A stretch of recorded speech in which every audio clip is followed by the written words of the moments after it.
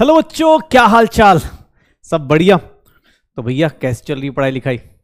आज thermodynamics finish करें तो पांचवा चैप्टर भी आज फिनिश होने वाला है। और थर्मोडायनेमिक्स में भैया आज क्या करने वाले हैं, तो आज करने वाले हैं इसका एक इंपॉर्टेंट सा कॉन्सेप्ट जो कि सिर्फ और सिर्फ केमिस्ट्री में ही मिलेगा। जो कि सिर्फ और सिर्फ कहाँ मिलेगा, केमिस्ट्री में ही मिलने वाला है। सिर्फ और सिर्फ कहाँ मिलेगा, केमिस्ट्री में ही मिलेगा।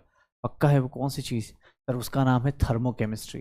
हमने अभी तक जो थर्मोडायनेमिक्स पढ़ा उसमें से जो टाइप्स ऑफ प्रोसेस है, जो टाइप्स ऑफ जो प्रोसेस है, फर्स्ट लॉ है, सेकंड लॉ है, ये सब कुछ आपको फिजिक्स में मिल जाएगा। लेकिन जो अभी पढ़ने वाले हैं वो सिर्फ और सिर्फ कहाँ मिलेगा सर? वो सिर्फ और सिर्फ केमिस्ट्री मिलेगा, क्योंकि उसका नाम ही क्या है, थर्मोकेमिस्ट्री है। उसका नाम ही क्या है, थर्मोकेमिस्ट्री है।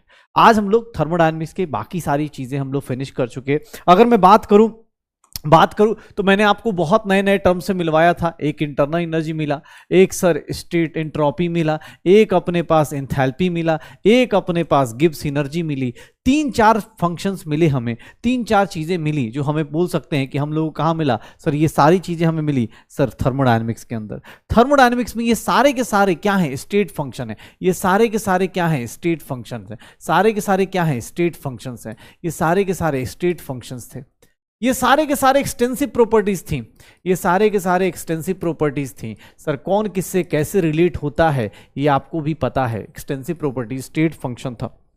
ये देख लो, state function extensive properties delta U, delta S, delta G, delta H, ऐसे स्टेट फंक्शन एक्सटेंसिव प्रॉपर्टीज हम सब जान चुके थे। हमने इनके बीच में आपस में रिलेशन निकाला था। अगर मैं सारे फॉर्मूले एक साथ लिखना शुरू करूं, delta U Q plus W था। डेल्टा यू की value N C V delta T थी। सर क्यू की वैल्यू अपने पास देखेंगे तो अपने को सर सेंसिबल हीट की अलग वैल्यू थी, लैटेंट हीट की अलग थी। फॉर्मूला सीट अपडेट कीजिए भाई साहब। वर्क डन का देखेंगे तो sir minus P external delta V था। Sir work done isothermal reversible का अलग था, वर्क डन एडियाबेटिक का अलग था। ऐसा कुछ पढ़ा था सर। अब ये फॉर्मूला आप खुद की कॉपी में लास्ट क्लास में आपने बनाया होगा और उसके हिसाब से चेक करिए। ये देख लीजिए, अब क्यूएस का फॉर्मूला, क्यूएल का फॉर्मूला, एनसीवीएल डेल्टा टी। सर यहां पर डेल्टा एच की बात करें तो डेल्टा एच का सबसे बेसिक सा formula delta U plus P two V two minus P one V one, delta U plus P delta V, या फिर delta U plus delta N G R T. पहले ये डेल्टा यू प्लस यहाँ पर P delta V, या फिर हम बोल सकते हैं delta H is nothing heat at constant pressure N C P delta T. या फिर अगर आइडियल गैस में बात करेंगे तो आइडियल गैस में delta U plus delta N G R T.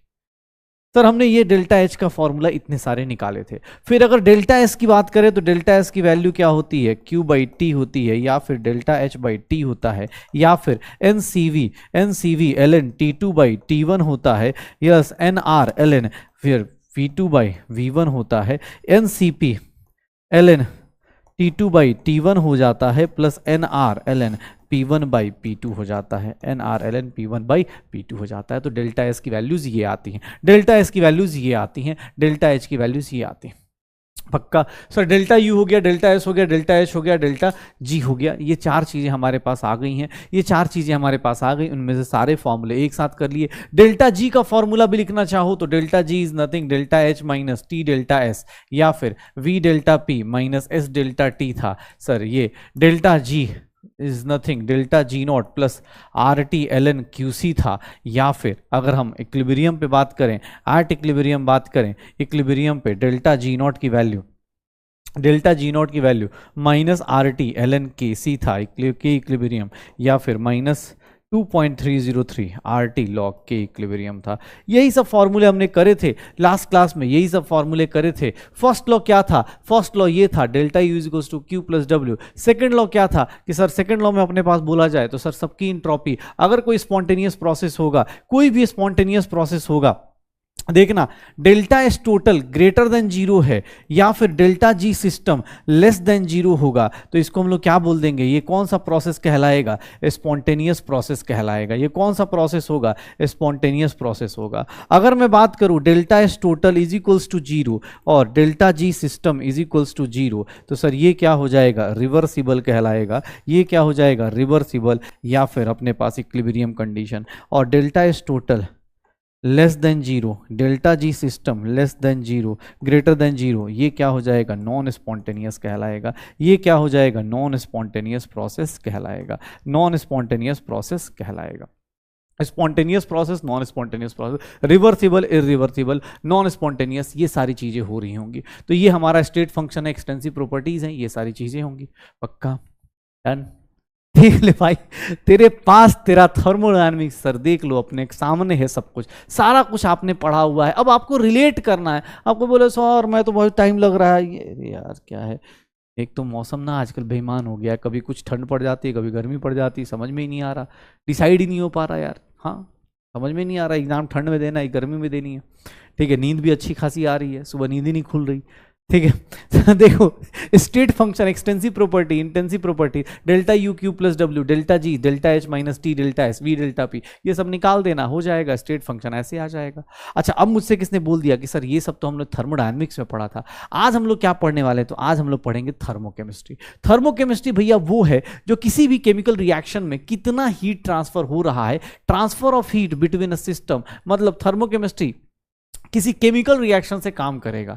Sir एक बात बताऊं सर, हीट ट्रांसफर दो तीन तरीके से हो सकते हैं, या तो इंथैल्पी चेंज होगा, या तो एंट्रोपी चेंज होगा, या फिर गिब्स एनर्जी चेंज होगी। ये सारे के सारे ये रिएक्टेंट है, ये रिएक्टेंट्स हैं। इधर N1 मान लो इसके मोल्स हो गए, इधर N2 मोल्स ऑफ प्रोडक्ट हो गए। सर एक बात बताऊं, थर्मोकेमिस्ट्री पूरी की पूरी जो अभी पूरा 1-1.5 घंटा पढ़ेंगे वो सारा का सारा एक बार मैं जिस्ट बताता हूं। ये देखिएगा सर, अगर आपसे कोई भी मैं बोलता हूं इंट्रोपी ऑफ रिएक्शन बताइए, तो आपको ही पता है इंट्रोपी क्या है, स्टेट फंक्शन है। तो इंट्रोपी स्टेट फंक्शन है, तो आप क्या करेंगे सर, इंट्रोपी किसका लेंगे sir, N2 times entropy of product लेंगे, इंट्रोपी ऑफ प्रोडक्ट्स लेंगे, माइनस सर इंट्रोपी का N1 times entropy of reactants लेंगे, इंट्रोपी ऑफ रिएक्टेंट्स लेंगे, इंट्रोपी ऑफ रिएक्टेंट्स लेंगे। देख लो अपने पास N2 टाइम्स प्रोडक्ट्स का entropy, N1 times entropy of reactant लेंगे, और यहां पर देखोगे N1 टाइम्स इंट्रोपी ऑफ, ये देखना अपने पास सर इंट्रोपी ऐसे निकाल दी जाएगी, फाइनल माइनस इनिशियल, क्योंकि इंट्रोपी क्या है, स्टेट फंक्शन है, इंट्रोपी क्या है, स्टेट फंक्शन है, फाइनल माइनस इनिशियल हो जाएगा, डेल्टा एस रिएक्शन ऐसे हो जाएगी। सर अगर मैं बोलूं गिब्स एनर्जी की बात, तो गिब्स एनर्जी रिएक्शन की देखें तो गिब्स एनर्जी क्या हो जाएगा सर, यहां पर सर गिब्स एनर्जी में भी same formula, delta G products minus, देखिएगा ध्यान से, minus N1 times delta G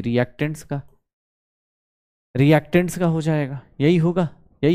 तो डेल्टा जी प्रोडक्ट्स का, डेल्टा जी रिएक्टेंट्स का। और अगर मैं बात करूं इसकी delta S reaction, delta G reaction, अगर मैं इसकी बात करूं, उसके बाद सर अगर किसी रिएक्शन की इंथैल्पी की बात करूंगा, तो देख लो अपने पास N2 टाइम्स रिएक्शन की इंथैल्पी, प्रोडक्ट की इंथैल्पी माइनस प्रोडक्ट की enthalpy minus N1 times product की रिएक्टेंट की enthalpy.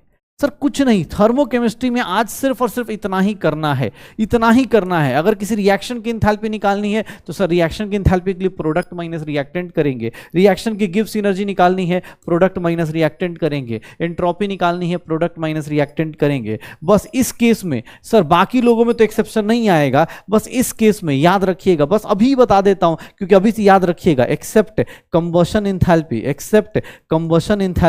Accept combustion enthalpy and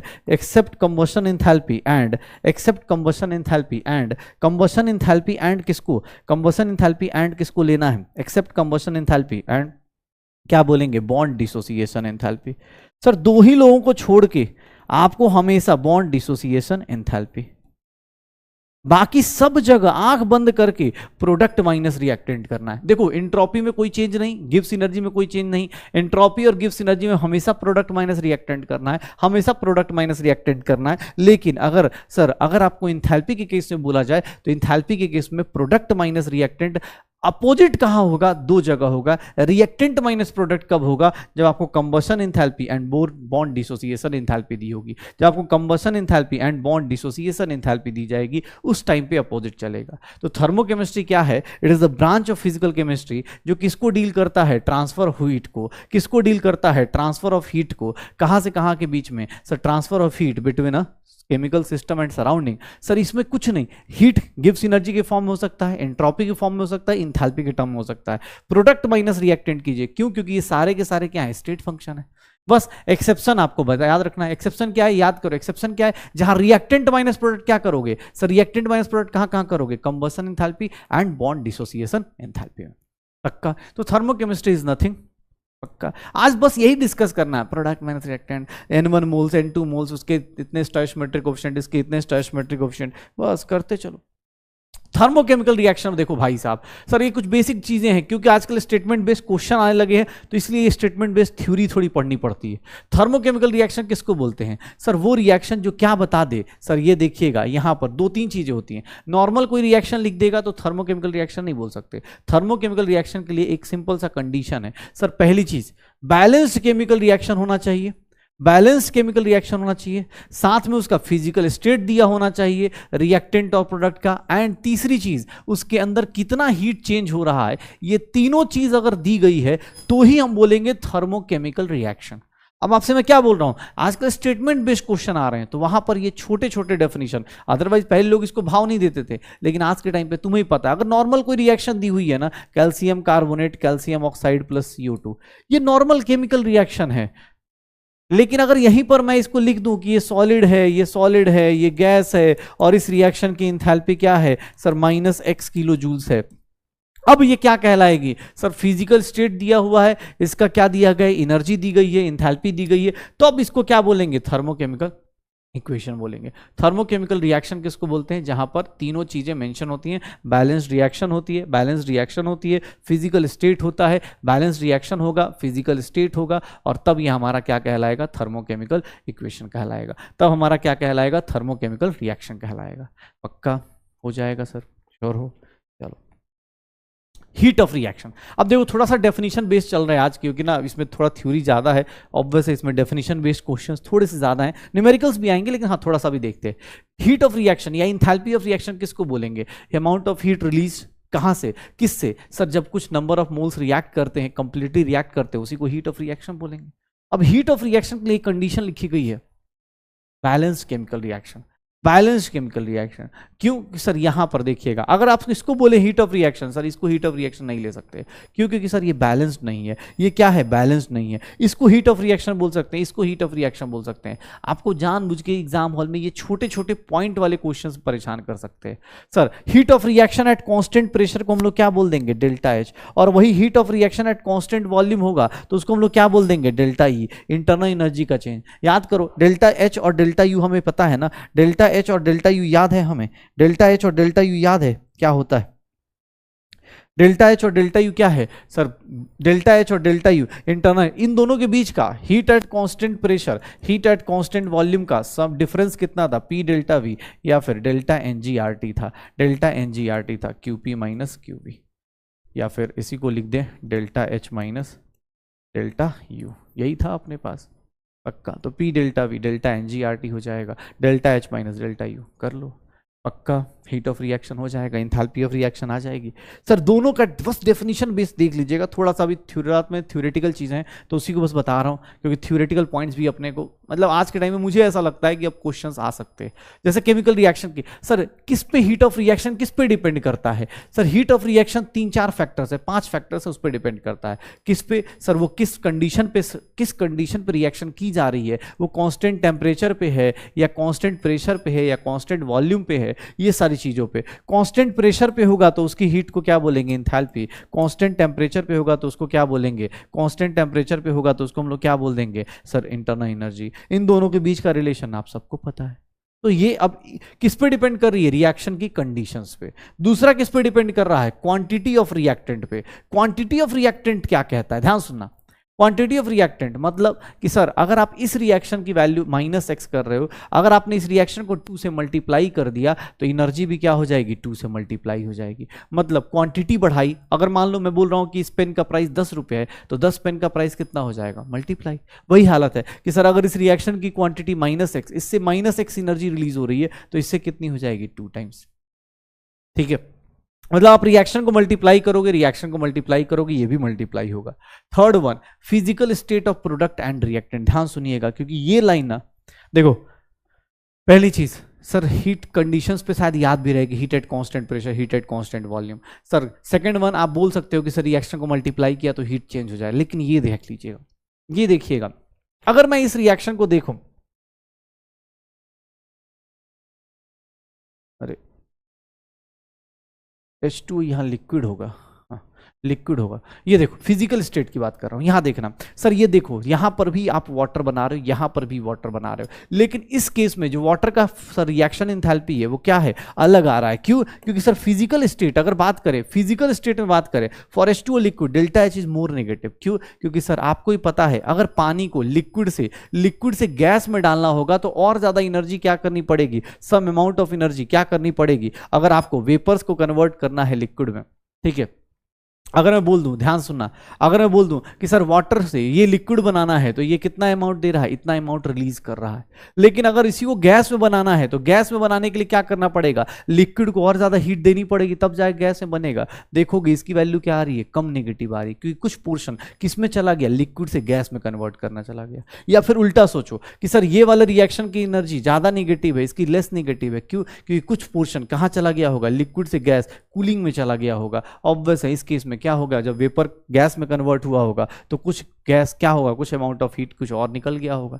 तो याद रखिएगा तीसरा कंडीशन ये मेरे लिए सबसे ज्यादा इंपॉर्टेंट है। क्यों? क्योंकि एग्जाम हॉल में ये बात हम भूल जाते हैं, एग्जाम हॉल में आप ये बात भूल जाइएगा कि अरे सर ये इतना बेसिक सा डिफरेंस याद रखना है। हाँ, अगर मैं बोलता हूं कि भैया एक रिएक्शन अगर सॉलिड से गैस जा रही है उसकी इंथैल्पी अलग है, सॉलिड से लिक्विड जा रही है उसकी इंथैल्पी अलग है, अगर आप लिक्विड बनाएंगे तो ये आएगा, क्या बनाएंगे और ये आएगा।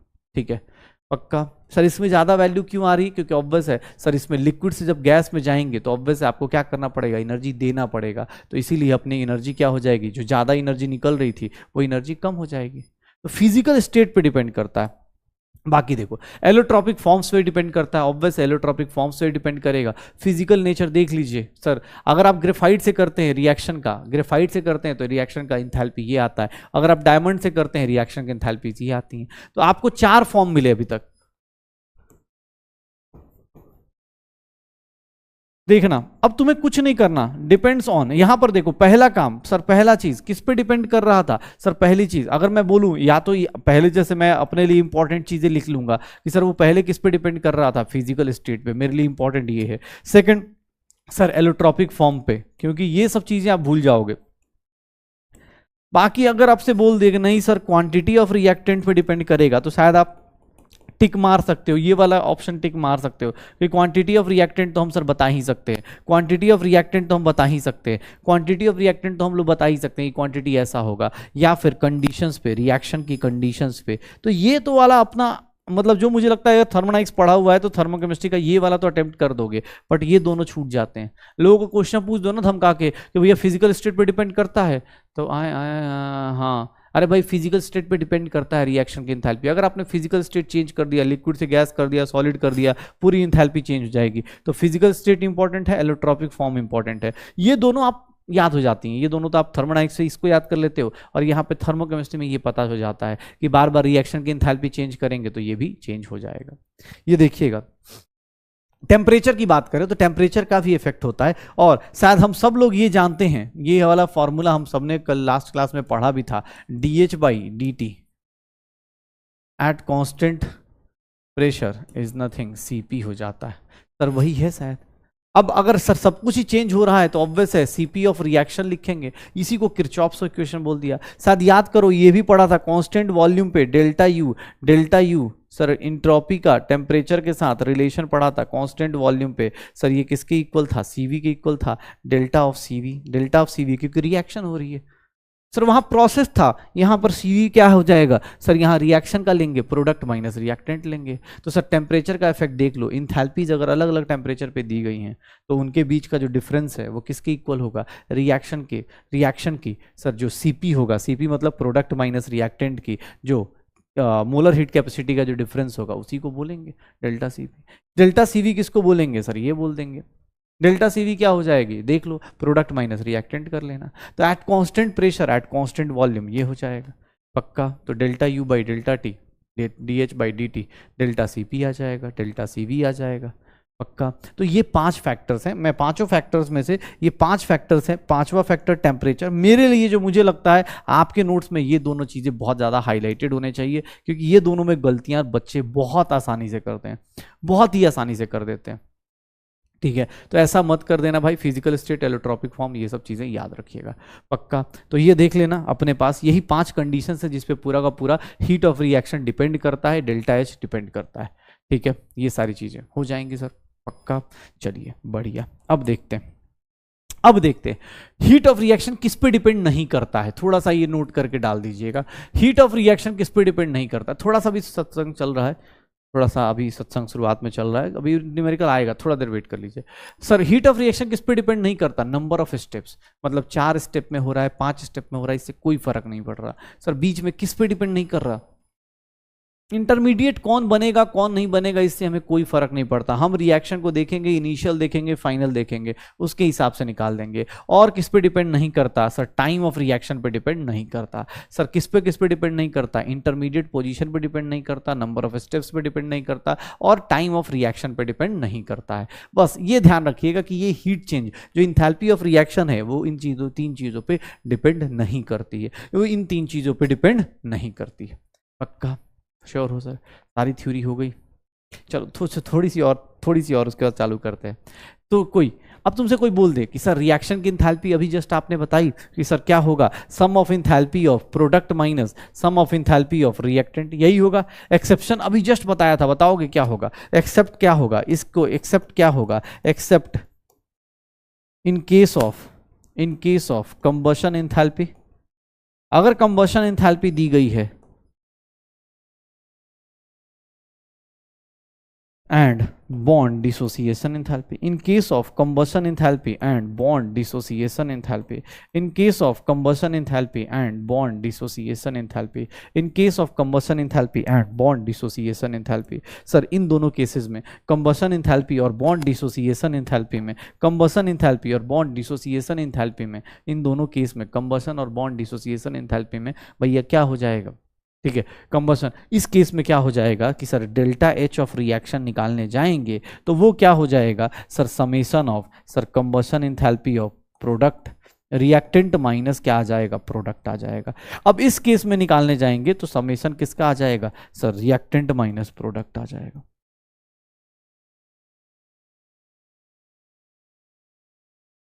ये देख लो, यही होगा, निकाल देना।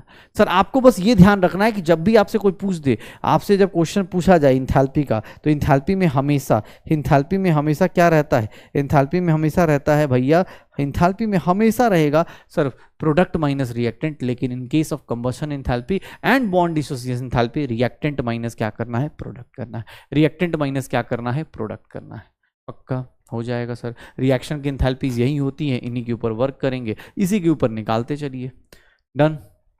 चलिए अब देखिएगा स्टैंडर्ड रिएक्शन इंथैल्पी क्या होती है। स्टैंडर्ड रिएक्शन इंथैल्पी वो तो नॉर्मल हो गई, स्टैंडर्ड केस मतलब क्या हो गया कि sir standard enthalpy of reaction को हम लोग ऐसे डिनोट करते हैं, ध्यान सुनना सर, ये अपने पास स्टैंडर्ड रिएक्शन की इंथैल्पी है। ट्रायंगल मतलब चेंज, इंथैल्पी चेंज, रिएक्शन की स्टैंडर्ड मतलब ऊपर नोट लगा दिया। स्टैंडर्ड रिएक्शन इंथैल्पी किसको बोलते हैं, जब पार्टिसिपेटिंग सब्सटेंस क्या हो, सबके सब स्टैंडर्ड स्टेट में हो। पार्टिसिपेटिंग सब्सटेंस सबके सब क्या हो, स्टैंडर्ड स्टेट में हो। When all the participating substance are in their standard state, सारे के सारे पार्टिसिपेटिंग सब्सटेंस क्या हो, in their standard state, that is known as standard enthalpy of reaction. उसी को हम लोग क्या बोलते हैं, स्टैंडर्ड इंथैल्पी ऑफ रिएक्शन बोलते हैं, स्टैंडर्ड इंथैल्पी ऑफ रिएक्शन बोलते हैं। ध्यान सुनना, अपने पास स्टैंडर्ड इंथैल्पी लोगे, अगर मान लो रिएक्शन की स्टैंडर्ड इंथैल्पी ले रहे हो तो सर सबकी स्टैंडर्ड इंथैल्पी लेनी पड़ेगी, प्रोडक्ट की भी स्टैंडर्ड इंथैल्पी लेनी पड़ेगी माइनस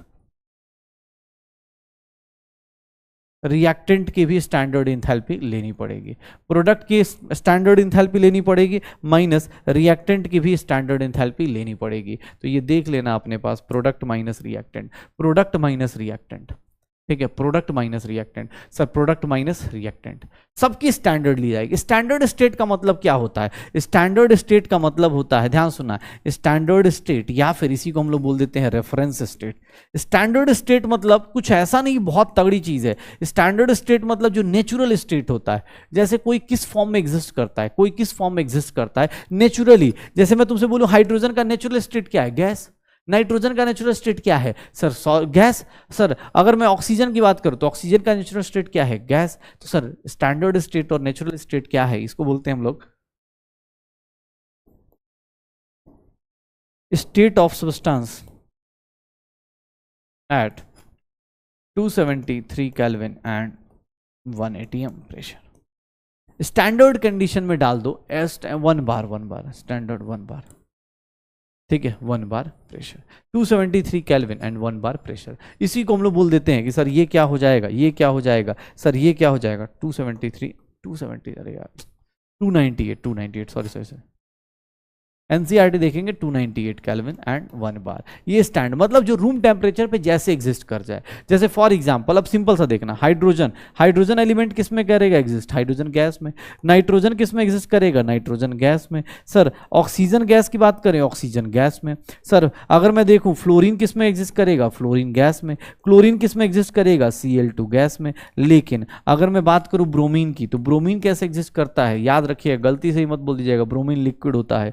आयोडीन I2 के फॉर्म में एग्जिस्ट करेगा, सर I2 सॉलिड होता है। सर कोई भी मेटल है तो मेटल का स्टैंडर्ड स्टेट क्या होता है? मेटल हमेशा सॉलिड में होता है, मेटल का हमेशा सॉलिड में होता है। सर हाइड्रोजन, नाइट्रोजन, कार्बन का स्टैंडर्ड स्टेट क्या है? कार्बन का स्टैंडर्ड स्टेट जो नॉर्मली मिलता है सर, कार्बन ग्रेफाइट के फॉर्म में मिलता है, कार्बन डायमंड के फॉर्म में नहीं मिलता, कार्बन हमेशा क्या मिलता है? ग्रेफाइट के फॉर्म में। ये देख लो, ब्रोमीन हो गया। अगर मुझसे बोला जाए फॉस्फोरस, तो फॉस्फोरस में देखोगे तो सल्फर देखोगे, सल्फर क्या हो जाएगा? रोम्बिक हो जाएगा। सल्फर क्या हो जाएगा? रोम्बिक हो जाएगा। फॉस्फोरस क्या होगा? वाइट फॉस्फोरस कहलाएगा। ये सब हमें पी ब्लॉक में मिलेगा। तो ये स्टैंडर्ड स्टेट है, मतलब ये लोग बेचारे क्या होते हैं, ये लोग क्या करेंगे? स्टैंडर्ड स्टेट होंगे, स्टैंडर्ड स्टेट हो जाते हैं। तो स्टैंडर्ड स्टेट ये बोल दिया जाएगा। सर ये क्या है? स्टेबल स्टेट है। ये क्या है? स्टेबल स्टेट है। ये क्या है? स्टेबल स्टेट है। इन्हीं को हम लोग क्या बोल देते हैं? स्टैंडर्ड और रेफरेंस स्टेट बोल देते हैं। इन्हीं को हम लोग क्या बोल देते हैं? स्टैंडर्ड और रेफरेंस स्टेट बोल देते हैं। पक्का हो जाएगा सर। स्टैंडर्ड मतलब जिस फॉर्म में होंगे, जिस फॉर्म में वो नेचुरली मिलते हैं, उन्हीं को क्या बोल देते हैं? स्टैंडर्ड स्टेट या रेफरेंस स्टेट बोल दिया जाता है। उन्हीं को हम लोग क्या बोलते हैं? स्टैंडर्ड स्टेट या रेफरेंस स्टेट बोल दिया जाता है। पक्का हो जाएगा सर। चलिए अब देखिएगा थर्मोकेमिकल इक्वेशंस। थर्मोकेमिकल इक्वेशंस में फिर से वही बात आ गई। थर्मोकेमिकल इक्वेशंस मतलब वही रिलेशन फिर से कि भैया क्या होगा सर? हीट का पता होना चाहिए, हमेशा स्टेट ऑफ मैटर को स्पेसिफाई करना चाहिए। रीजन क्या है सर? वैल्यू ऑफ हीट दी होनी चाहिए, कितना इवॉल्व हो रहा है, कितना नहीं हो रहा है। एस फॉर सॉलिड, ये याद रखिएगा क्योंकि ये बार बार क्वेश्चंस आएंगे। एक तो बैलेंस्ड रिएक्शन होना चाहिए, बैलेंस्ड केमिकल रिएक्शन होना चाहिए, विद वैल्यू दी होनी चाहिए। थर्मोकेमिकल इक्वेशन इसको बोला जाता है। अब इसको हम लोग इसलिए लिख रहे हैं, क्योंकि अब हमें लॉज ऑफ थर्मोकेमिस्ट्री पढ़ना है। अब हम लॉज ऑफ थर्मोकेमिस्ट्री पढ़ने वाले हैं। अब बहुत डिफिकल्ट है। देखो अभी तक सत्संग चल रहा था, अब सत्संग को थोड़ा सा सही से आइडेंटिफाई करेंगे, सत्संग सही से अटेम्प्ट करेंगे। अब देखिएगा, अब यहां से न्यूमेरिकल चालू होते हैं। पहला लॉ क्या कहता है? बहुत डिफिकल्ट, देखना सर। ए से बी जा रहे हो, इस रिएक्शन की इंथैल्पी अगर x किलो जूल्स पर मोल है, सर पहला ऑप्शन। सर इसको अगर आपने उल्टा कर दिया तो इस रिएक्शन की इंथैल्पी पता है कितनी हो जाएगी? -x किलो जूल्स पर मोल।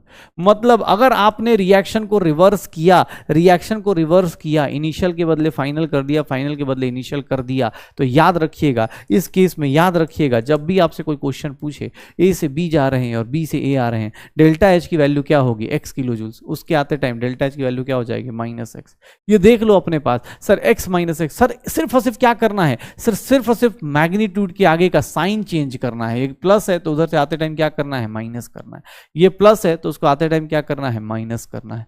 प्लस है तो क्या कर देना है? माइनस कर देना है। तो ए से बी अगर जाते टाइम प्लस है तो आते टाइम क्या हो जाएगा? माइनस हो जाएगा। सेकेंड वन, ध्यान से देखिएगा। सेकेंड वन, अगर आप किसी रिएक्शन को ए से बी की वैल्यू, डेल्टा एच की वैल्यू अगर +x ले रहे हैं, रिएक्शन रिवर्स करेंगे सिर्फ साइन चेंज होगा। सर देखिएगा, अगर आपने इस रिएक्शन को n से मल्टीप्लाई कर दिया, तो इंथैल्पी जो होती है, एक्सटेंसिव प्रॉपर्टी होती है, n टाइम्स +x हो जाएगी, मतलब nx हो जाएगी, nx किलो जूल्स पर मोल हो जाएगी। सर इंथैल्पी को अगर आपने रिएक्शन को 1/n से डिवाइड कर दिया, तो डेल्टा एच की वैल्यू x/n किलो जूल्स हो जाएगी, सर आप रिएक्शन को ऐसे लेके चलेंगे। अब ये देख लो अपने पास, सर लॉज ऑफ थर्मोकेमिस्ट्री के नाम पे कुछ नहीं, ये सिंपल से लॉज हैं। क्या बोल रहा है कि सर ए से बी जाएंगे, रिएक्शन रिवर्स करेंगे, इंथैल्पी का सिर्फ और सिर्फ क्या चेंज होगा, साइन चेंज होगा। अगर रिएक्शन को मल्टीप्लाई करेंगे इंथैल्पी का क्या होगा, सर इंथैल्पी मल्टीप्लाई होगी। रिएक्शन को डिवाइड करेंगे इंथैल्पी क्या होगी, डिवाइड होगी। अब बेटा एक साथ जब लगेगी तो ध्यान रखिएगा। एंड थर्ड वन, अगर आप रिएक्शन को मल्टी स्टेप में कर रहे हैं, फॉर मल्टी स्टेप रिएक्शन, अगर आप मल्टी स्टेप रिएक्शन कर रहे हैं, तो अगर आप रिएक्शंस ऐड करते हैं, अगर आप रिएक्शन ऐड करते हैं, अगर आप रिएक्शन ऐड करते हैं तो याद रखिएगा, अगर आप रिएक्शन ऐड करते हैं तो उस केस में इंथैल्पी जो होती हैं वो बहुत सिंपली ऐड हो जाती हैं। अगर तुमसे कोई पूछ दे तो इस रिएक्शन की इंथैल्पी जो होगी वो क्या होगी, सर वो क्या होगी, x1 plus x2 plus x3 हो जाएगी, x1 plus x2 plus x3 हो जाएगी। तो इंथैल्पी क्या हो जाएगी, x1 plus x2 plus x3 हो जाएगी। डेल्टा एच की value x1 plus x2 plus x3, मतलब 3 लॉ, इसी को हेस लॉ भी बोल दिया जाता है। अब नाम लिखोगे तो इसको बोल देंगे लैप्लासेस लॉ, वो सब चीजें मत ध्यान रखो, तुम्हें ऑब्वियसली स्कूल का एग्जाम देना नहीं है कि भाई इसमें पूरा स्टेटमेंट लिखना है। आपको बस ये याद रखिएगा लॉज ऑफ थर्मोकेमिस्ट्री किसको बोलते हैं, सर ए से बी जा रहे हैं, बी से ए आ रहे हैं, रिएक्शन रिवर्स करेंगे इंथैल्पी रिवर्स होगी, माइनस साइन लग जाएगा। ए से बी में, ए से बी की रिएक्शन देखेंगे, यहाँ प्लस एक्स है तो n टाइम्स मल्टीप्लाई करेंगे nx हो जाएगा। सर इसको n से डिवाइड करेंगे x बाई n हो जाएगा, पक्का। मल्टी स्टेप रिएक्शन में सर आप अगर रिएक्शंस को ऐड करेंगे तो इंथैल्पीज भी डायरेक्टली क्या हो जाती हैं, ऐड हो जाती हैं। इंथैल्पीज भी डायरेक्टली क्या हो जाती हैं, ऐड हो जाती हैं। इंथैल्पीज डायरेक्टली क्या हो जाती हैं, ऐड हो जाती हैं। तो ये हमारा लॉज ऑफ थर्मोकेमिस्ट्री है। बस इन्हीं तीनों लॉज को आज यूज करना है। बेसिक सत्संग हमने कर लिया है। अब आपको क्वेश्चंस मिलेंगे, आप क्वेश्चंस अटेम्प्ट कीजिएगा। जैसे फॉर एग्जांपल मैं तुम्हें कैसे एग्जांपल देता हूं,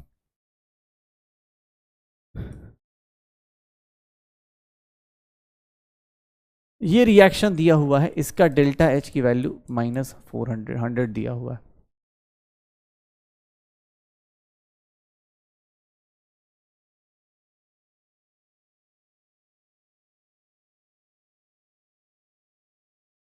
ये देखना दो रिएक्शन की इंथैल्पीज दी गई हैं। मुझसे बोला जा रहा है कि calculate enthalpy of this reaction.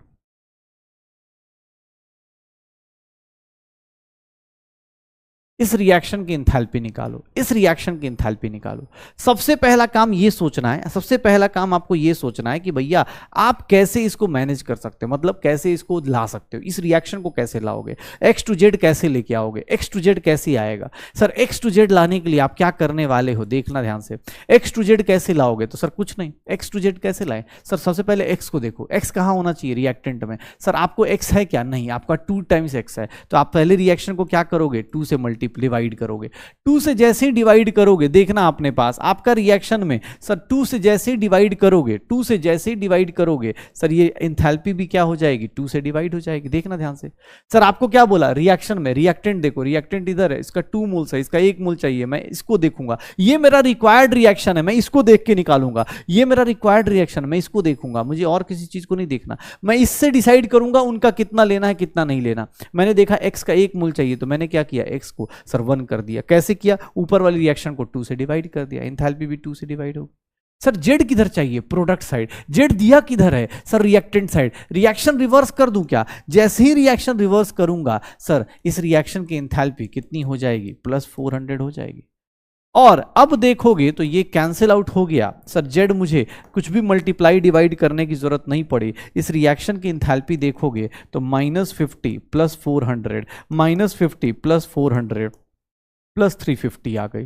कितनी आ गई, प्लस 350 आ गई। तो x टू जेड ऐसे हो जाएगा, x टू जेड ऐसे हो जाएगा, x टू जेड ऐसे चलेगा, पक्का। तो ये देख लेना 2x से 4y, z से 2y ऐसे निकलेगा। डेल्टा h की वैल्यू -400, डेल्टा h की वैल्यू -100 ऐसे निकाल देना, पक्का हो जाएगा सर। x से 2y, 2y से z, डेल्टा h निकालो, श्योर हो। ये देखना अपने पास, जब भी तुमसे कोई क्वेश्चन पूछ देगा, जब भी तुमसे कोई क्वेश्चन पूछ दे, आप कैसे अटेम्प्ट करोगे। जब भी कोई तुमसे क्वेश्चन पूछ दे आप कैसे अटेम्प्ट कर रहे होगे, ये देखिएगा। ये देखिए मुझसे किसने बोल दिया कि सर मैं ना ए से, मान लो 3a है, 3a से मैं कहाँ जा रहा हूँ, 6b जा रहा हूँ। इस रिएक्शन की एंथैल्पी 300 दे दी गई। सर मुझसे किसने बोल दिया कि सर अब एक काम करते हैं, अब एक काम करते हैं सर यहाँ पर 2b से सी जाएंगे, डेल्टा एच की वैल्यू -100 दी है। और अगर मैं बोल दूं डी से सी जाएंगे, डी से सी जाएंगे, डी से सी जाएंगे, हाँ डी से सी जाएंगे, इस रिएक्शन की एंथैल्पी +200 दी हुई है। कैलकुलेट, ध्यान से देखिएगा, calculate delta H reaction of किस रिएक्शन का लेना है, तो सर ए से अगर मैं ऐसे बोल दूं ए से मुझे डी तक का इंथैल्पी निकालिएगा, तो कैसे निकालेंगे, इस रिएक्शन की इंथैल्पी निकालिए। ऊपर 3 रिएक्शंस दी गई हैं, आपको उल्टा सीधा सीधा उल्टा जो करना है कर लीजिए, जो करना है कर लीजिए। आप रिएक्शन को ऐसे उल्टा सीधा करके लिख लीजिए। कैसे करेंगे, ये 3 रिएक्शंस दी हैं, इनसे हम लोग को ये निकालना है। कैसे निकालेंगे सर, जो दिया है ना, जो रिक्वायर्ड रिएक्शन है पहले इसको चेक करिए, जो रिक्वायर्ड रिएक्शन इसको चेक करिए। ए से डी निकालना है, मतलब ए चाहिए रिएक्टेंट साइड, डी चाहिए प्रोडक्ट साइड। ए कहाँ है, यहां पर, उसके 3 मोल्स दिए हैं सर, उसके 3 मोल्स दिए हैं, मुझे 3 मोल नहीं चाहिए। पहला काम उसको सर किससे डिवाइड करूंगा, उसका पहला काम की क्या करूंगा, उसको डिवाइड करूंगा कितने से, 3 से। कितने से डिवाइड करूंगा, 3 से, पक्का। अब सर इसके बाद देखिएगा 2b से c, सर इस रिएक्शन को ऐसे ही रहने दीजिए, क्योंकि कोई फर्क तो पड़ा नहीं। ये देखिएगा सर डी किधर चाहिए, प्रोडक्ट साइड, एक ही मोल है डी, एक ही मोल है, तो सर ऐसे कर दीजिए। इस रिएक्शन को उल्टा किया हम लोगों ने, तो ये कितना हो जाएगा, -200। सर 2b से 2b कैंसिल, रिएक्टेंट से प्रोडक्ट कैंसिल, यह आ जाएगा ए से डी आ जाएगा, क्या आ जाएगा, ए से डी आ जाएगा। डेल्टा एच की बात करेंगे तो कितना हो गया, ये +100 हो गया, -100 कितना हो गया, डेल्टा एच -200 हो गया। डेल्टा एच की वैल्यू कितनी आ गई, -200 आ गई। पक्का हो जाएगा सर, श्योर हो तो बहुत बढ़िया, ऐसे ही करते रहिए। आपको अब अच्छा कोई बोले कि सर मुझे ना इतना लंबा चौड़ा, देखो एग्जाम हॉल में आप ऐसे लिख लिख के काटोगे तो ऑब्वियसली टाइम लगेगा। आप चाहो तो इसको इक्वेशन नंबर लिख के आप कर सकते हो। कितने लोग जैसे जैसे प्रैक्टिस करेंगे आपको इतना बड़ा लिखने की जरूरत नहीं पड़ेगी। आप रिएक्टेंट देखिए, प्रोडक्ट देखिए रिक्वायर्ड रिएक्शन की, और इसको लिखने का एक दूसरा सबसे छोटा मेथड क्या होता है कि सर आप ना कुछ नहीं करो, आप अब ये लिखने के काटने की जरूरत नहीं, आप पहली रिएक्शन को क्या कर रहे हो, सेम रख रहे हो सर, सिर्फ 3 से डिवाइड कर रहे हो। सेकंड रिएक्शन को भी सेम रख रहे हो, सेम ही रखो, कोई दिक्कत नहीं। और थर्ड रिएक्शन को उल्टा कर रहे हो, तो थर्ड रिएक्शन को क्या करते हैं, -3 कर दीजिए, हो गया। अब जैसे ही आपने ये किया, जो काम आपने यहां किया सर वही काम इंथैल्पी के साथ कर दीजिएगा। सर ये 300 को 3 से डिवाइड कर दीजिएगा, सर यहां पर -100 बाई क्या कर देंगे, -100 ही रहेगा। और यहां पर क्या हो गया, इसकी वैल्यू सर ये पलटेंगे तो -200 हो जाएगा, बस हो गया, निकाल दो। अब इस रिएक्शन को निकालना है तो सर इसमें सेकंड मेथड एक लाइन में लिख के आप निकाल सकते हैं। सर इस रिएक्शन में आपने क्या किया, पहले रिएक्शन को किससे डिवाइड किया, 2 से। सर सेकंड रिएक्शन को जैसा था उल्टा किया, सॉरी सेकंड रिएक्शन को आपने क्या किया, माइनस किया सेकंड रिएक्शन को, तो सेम केस इंथैल्पी के साथ कर दीजिए। पहली रिएक्शन को सर किससे डिवाइड कर दीजिए, 2 से, और सेकंड रिएक्शन को आपने क्या किया, माइनस किया, तो +400 हो गया। क्या आ जाएगा, 350। इंथैल्पी ऑफ रिएक्शन कितना आ जाएगा, 350 आ जाएगा, निकाल दो अपने पास, पक्का। तो यही है लॉज ऑफ थर्मोकेमिस्ट्री, यही है, और आज इसी के ऊपर बस काम करना है, छोटे छोटे डेफिनेशन जानने और इनको अप्लाई करना है, और कुछ भी नहीं है, पक्का। जैसे फॉर एग्जांपल ये क्वेश्चन दिया हुआ है, चलिए इन सब की इंथैल्पीज दी गई हैं, आप इन सब की इंथैल्पीज दी गई हैं, डेल्टा एच की वैल्यूज दी गई हैं, आप निकाल के देख लीजिए। आप इन सब की इंथैल्पीज दी गई हैं, डेल्टा एच दिया हुआ है, Q1 Q2 और Q3 दिया गया है, Q1 Q2 और Q3 दिया गया है। ए से 2B जा रहे हैं, प्रोसीड कर रहे हैं फॉलोइंग स्टेप से, हीट ऑफ रिएक्शन निकाल दीजिए। ए से 2B जा रहे हैं, फॉलोइंग स्टेप से हीट ऑफ रिएक्शन निकाल दीजिए। ए से 2B जा रहे हैं, कुछ तो गड़बड़ हो गया इसमें,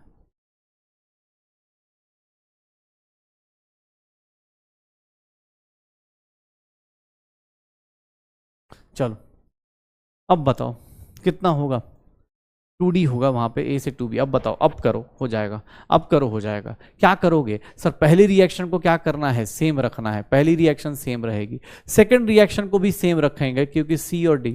थर्ड रिएक्शन को क्या करेंगे, 2 टाइम्स मल्टीप्लाई कर देंगे, क्यों, क्योंकि सर 2 से मल्टीप्लाई करेंगे तो 2B आ जाएगा, और 2D और 2D कैंसिल आउट हो जाएगा। गलती से वो एक्चुअली 2 हट गया था, कोई बात नहीं, ठीक है।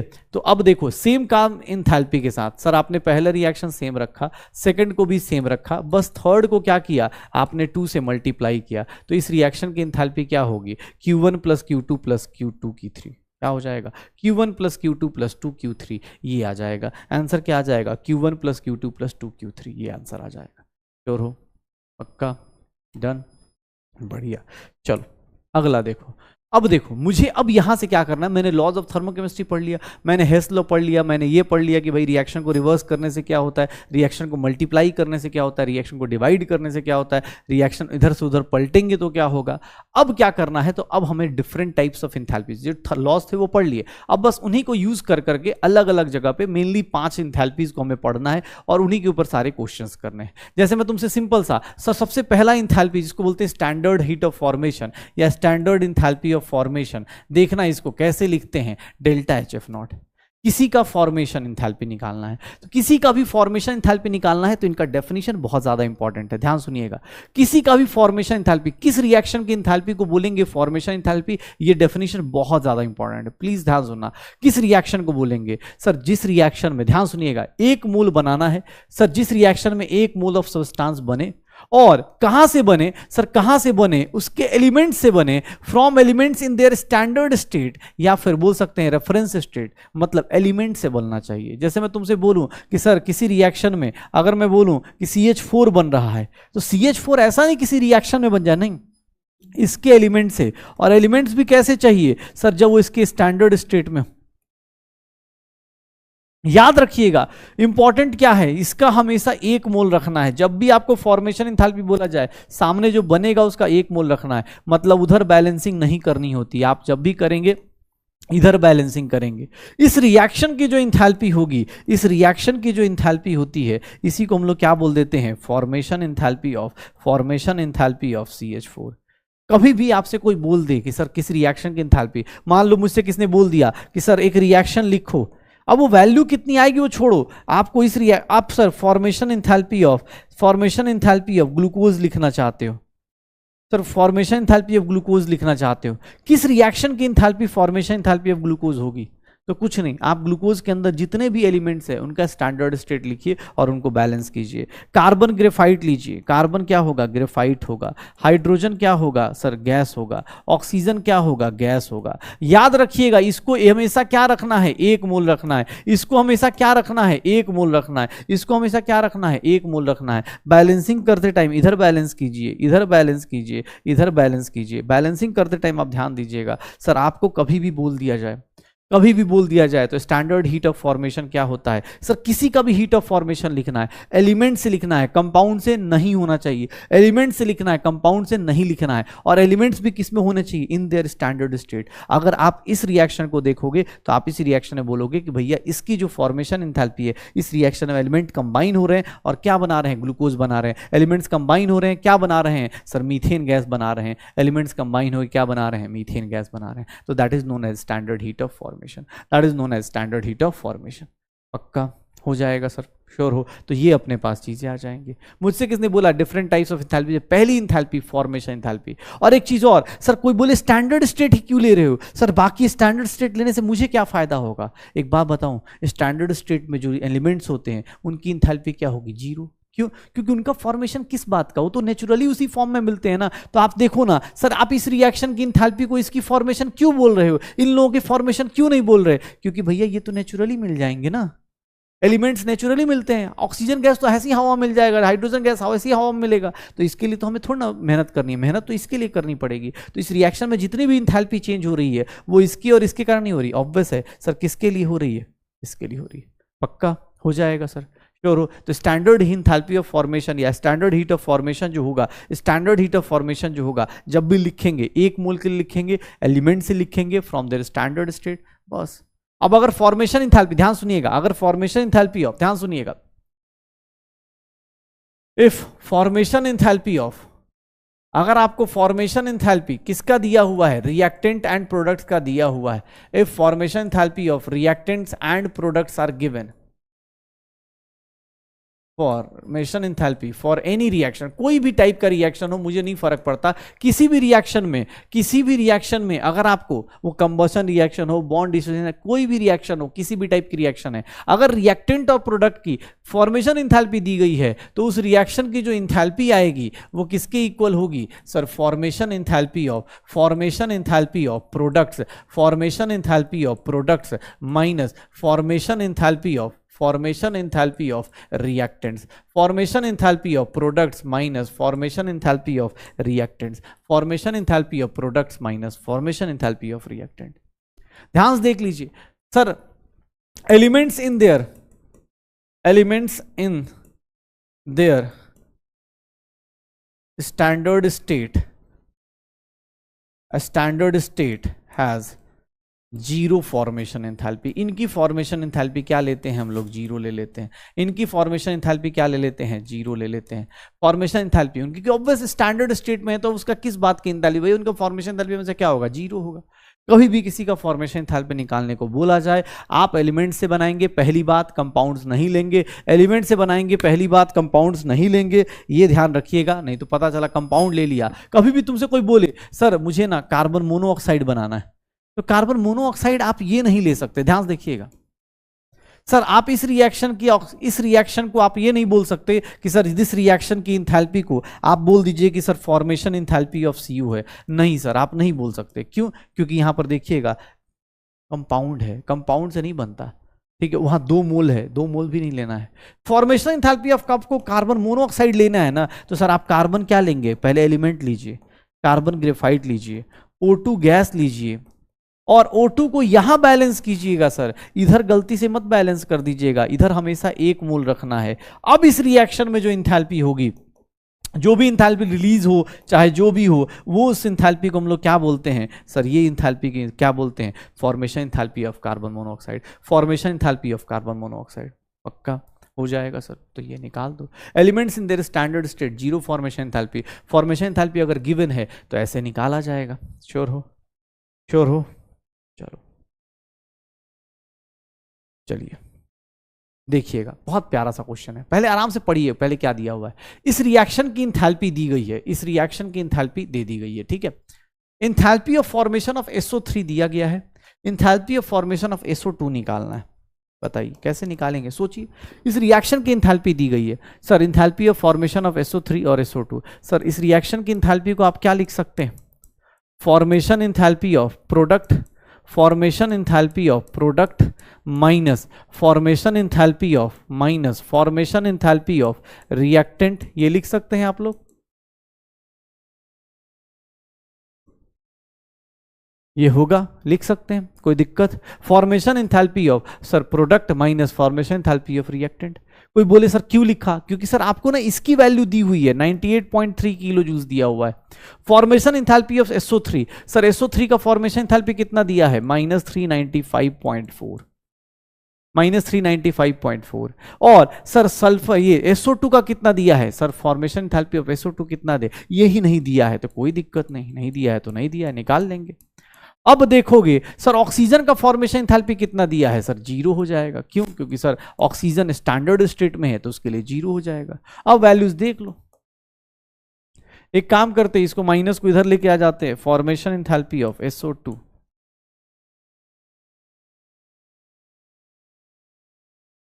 क्या हो जाएगा, कितना हो जाएगा, 15 में से 8 गया 7, 9 में से अपने पास 8 में से 9 गया 9 और 297, -297 यही आ जाएगा, -297.1 आ जाएगा। तो फॉर्मेशन इंथैल्पी में ऐसे निकालना है। फॉर्मेशन इंथैल्पी अगर आपको रिएक्टेंट का दिया है, प्रोडक्ट का निकालना हो, चाहे रिएक्शन की इंथैल्पी निकालनी हो, आप ऐसे निकालोगे। ये देख लो। अब अगले अगले क्वेश्चंस देखो, ये देखना क्वेश्चन में क्या आएगा, सर कौन सा डिफाइन करता है मोलर हीट ऑफ फॉर्मेशन को, कौन सा reaction molar heat of formation को डिफाइन करता है। ध्यान से देखिएगा, कैल्शियम कार्बोनेट का अगर मान लो हीट ऑफ फॉर्मेशन ले रहे हो तो सर ये क्या डिफाइन कर रहा है क्या, नहीं। क्या करना है, जिसका भी फॉर्मेशन निकालना है उसके एलिमेंट्स होने चाहिए, और एलिमेंट्स भी किस में होने चाहिए, इन देयर स्टैंडर्ड स्टेट। एलिमेंट्स भी होने चाहिए इन देयर स्टैंडर्ड स्टेट। सर और ये कितने मोल होना चाहिए, 1 मोल। देखो ये यहाँ 2 मोल है, नहीं होगा, यहाँ 2 मोल है, नहीं होगा। अब आते हैं इन दोनों में। अब इन दोनों में तुम सोचो खुद से, पहले तुम खुद से टिक मारो।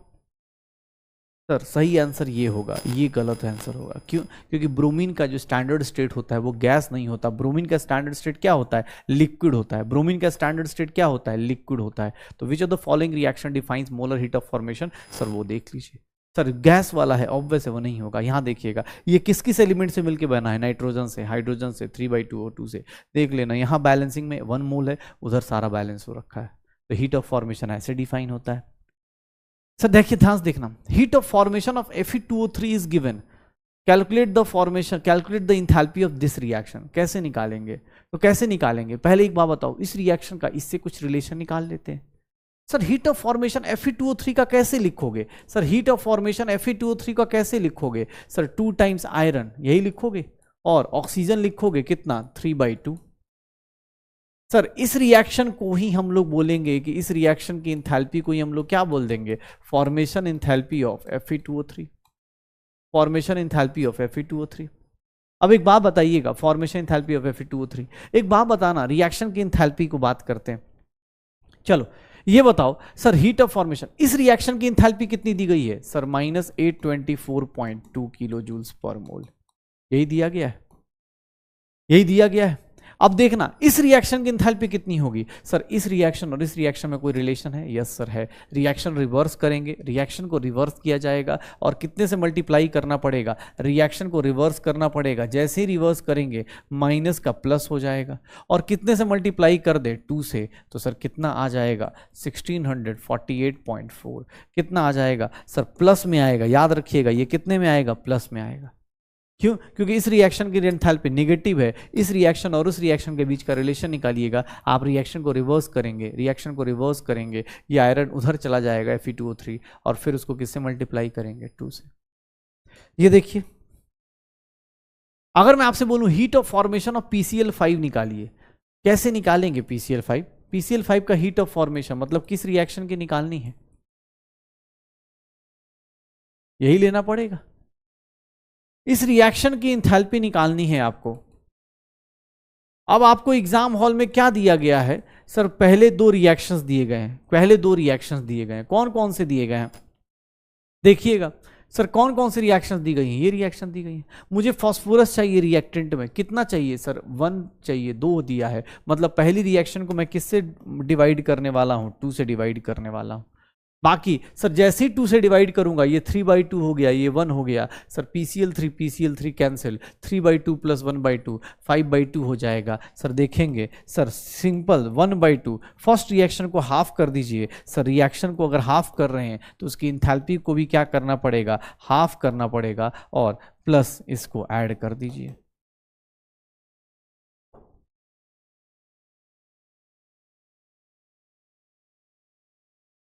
क्या हो जाएगा?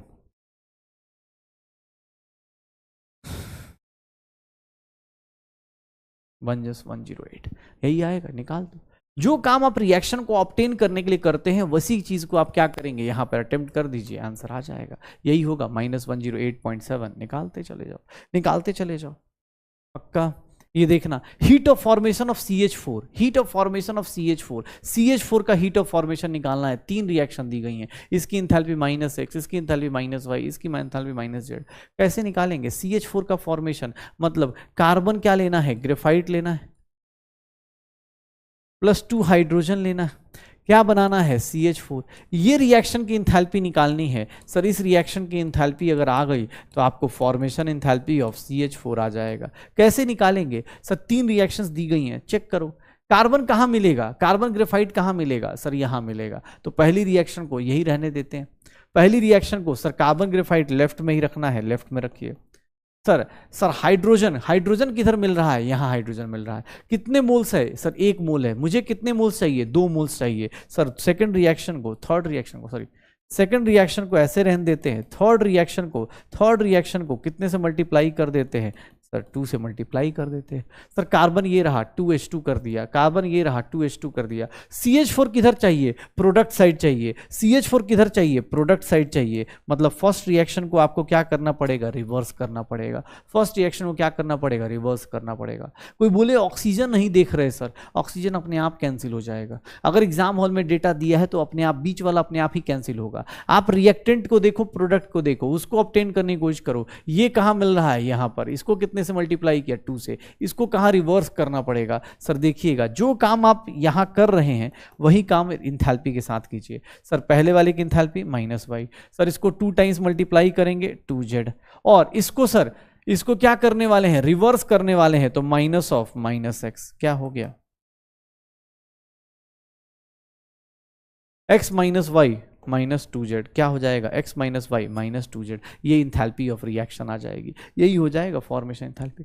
अब एग्जाम हॉल में लिख लिख के काटना है तो आप लिख के काट सकते हैं, अदरवाइज अब एग्जाम हॉल में भाई ज़्यादा टाइम बचा नहीं है तो आप ऐसे लिख के भी कर सकते हैं कि सेकेंड रिएक्शन को सेम रखा, थर्ड रिएक्शन को 2 से मल्टीप्लाई किया एंड फर्स्ट रिएक्शन को रिवर्स किया, -1 कर दो, आंसर निकाल दो।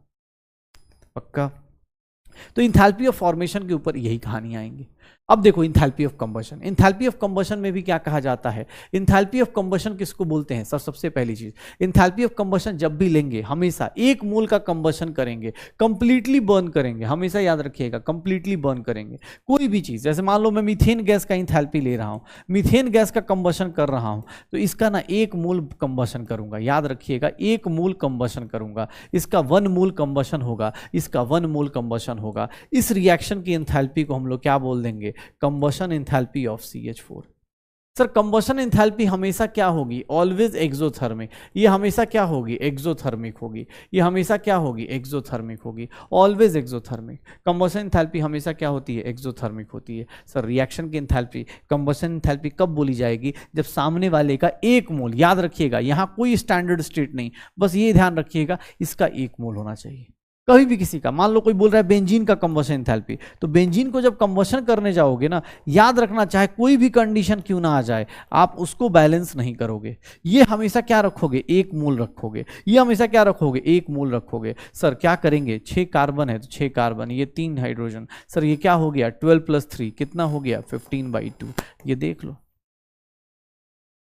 सर, रिएक्शन की इंथैल्पी जो होगी, इस रिएक्शन की जो इंथैल्पी होगी, इसको हम लोग क्या बोल देंगे, कंबशन इंथैल्पी ऑफ C6H6 बोल दिया जाएगा। कंबशन इंथैल्पी ऑफ C6H6 बोल दिया जाएगा।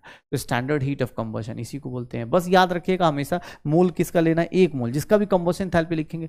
अच्छा अगर कंबशन इंथैल्पी दी हुई है, लिखना for a reaction if combustion enthalpy of, कोई भी रिएक्शन दी हो, मुझे नहीं पता, कोई भी कंबशन इंथैल्पी ऑफ, वो फॉर्मेशन हो चाहे डिसोसिएशन हो, अगर combustion enthalpy of reactants and products are given, कोई भी रिएक्शन का reactant and products are given, अगर कंबशन इंथैल्पी रिएक्टेंट और प्रोडक्ट्स का गिवन है, अगर गिवन है देन पर याद रखिएगा रिएक्शन की इंथैल्पी जो होती है, रिएक्शन की जो इंथैल्पी होती है वो किसके इक्वल होती है sir, summation enthalpy, combustion enthalpy of reactant minus product होता है। ये ध्यान रखिएगा, रिएक्टेंट माइनस, सर क्या बोलते हैं इसको, combustion enthalpy of product. Reactant minus product होगा, रिएक्टेंट माइनस क्या हो जाएगा, प्रोडक्ट हो जाएगा, रिएक्टेंट माइनस क्या हो जाएगा, प्रोडक्ट हो जाएगा। ध्यान सुनिएगा, क्यों, क्योंकि सर यहां पर कंबशन इंथैल्पी ऑब्वियस है, किसी को जला के हम देखेंगे कि भाई कितना एनर्जी निकल रहा है, तो रिएक्टेंट माइनस प्रोडक्ट, क्योंकि ये रिएक्शन हमेशा एक्सोथर्मिक है, तो रिएक्टेंट माइनस प्रोडक्ट, क्योंकि रिएक्टेंट की इंथैल्पी पहले देखेंगे फिर प्रोडक्ट की इंथैल्पी देखेंगे। तो अगर कंबशन इंथैल्पी दी हुई है तो कंबशन इंथैल्पी में हमेशा ये ध्यान रखना, 2 ही एक्सेप्शन बताए थे, प्रोडक्ट माइनस रिएक्टेंट हर एक जगह लगता है, लेकिन 2 एक्सेप्शन थे, कौन कौन से, कंबशन इंथैल्पी और bond dissociation enthalpy. Combustion enthalpy हमेशा क्या होगा, एक्सोथर्मिक। पक्का।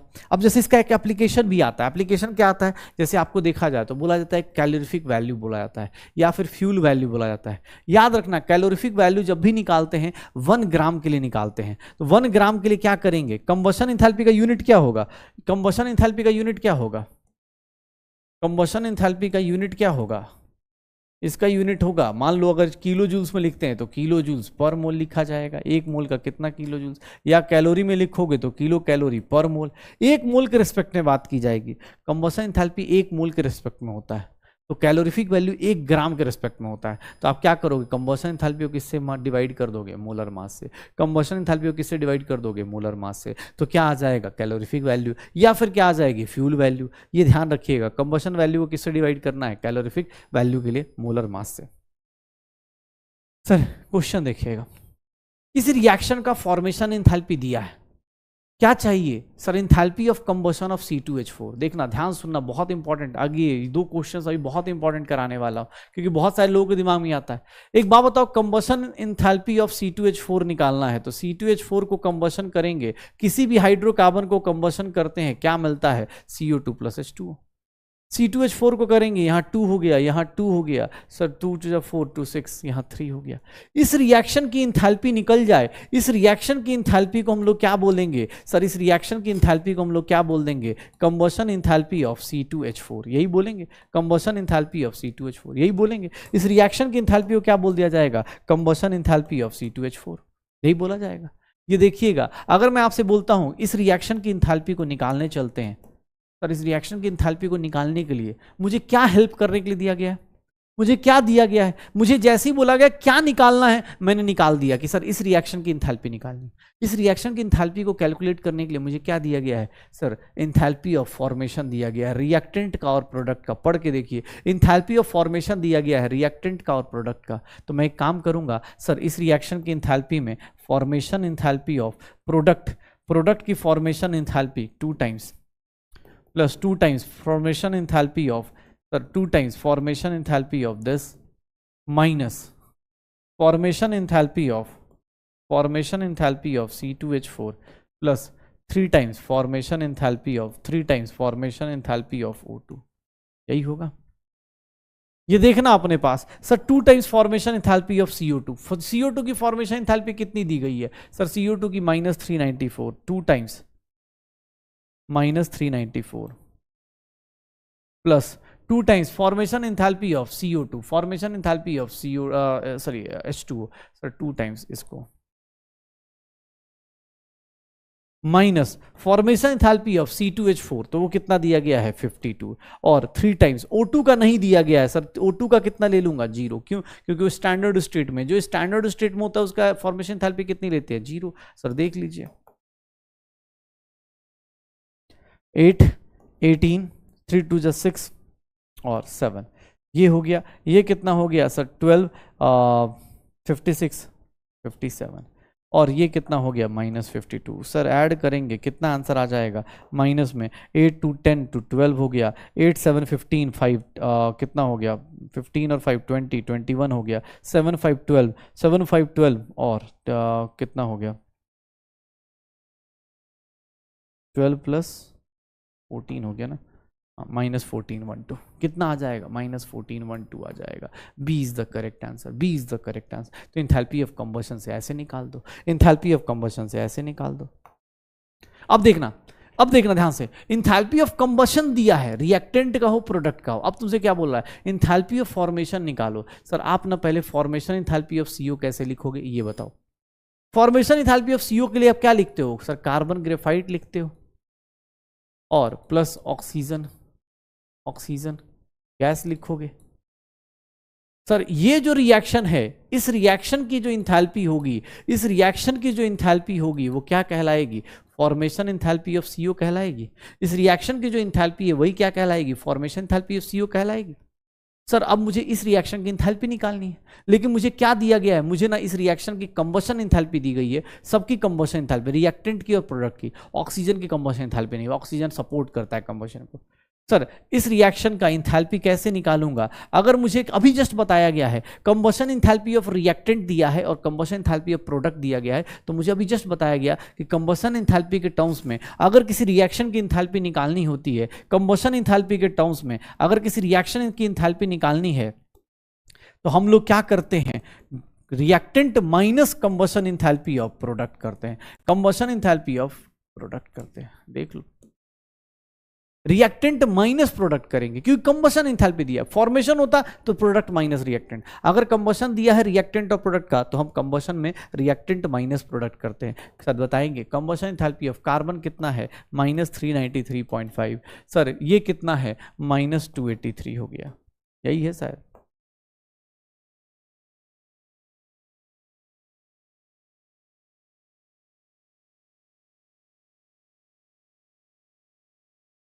-1110.5 कितना हो जाएगा, -110.5 हो जाएगा, -110.5 हो जाएगा। बस करते चले जाओ। सर देखो फिर से कंबशन इंथैल्पी दी गई है सबका, मीथेन का, ग्रेफाइट का, डाइहाइड्रोजन का दिया गया है। Enthalpy of formation of CH4 पूछा जा रहा है, CH4 पूछा जा रहा है, मतलब फॉर्मेशन इंथैल्पी ऑफ CH4 लिखिए। कार्बन दिया गया है ग्रेफाइट में, सर इस रिएक्शन की इंथैल्पी आपको निकालनी है, इस रिएक्शन की इंथैल्पी आपको निकालनी है। इस रिएक्शन की इंथैल्पी अगर आप निकाल देंगे, इस रिएक्शन की इंथैल्पी अगर आप निकाल देंगे, इसी को क्या बोलेंगे, formation enthalpy of CH4।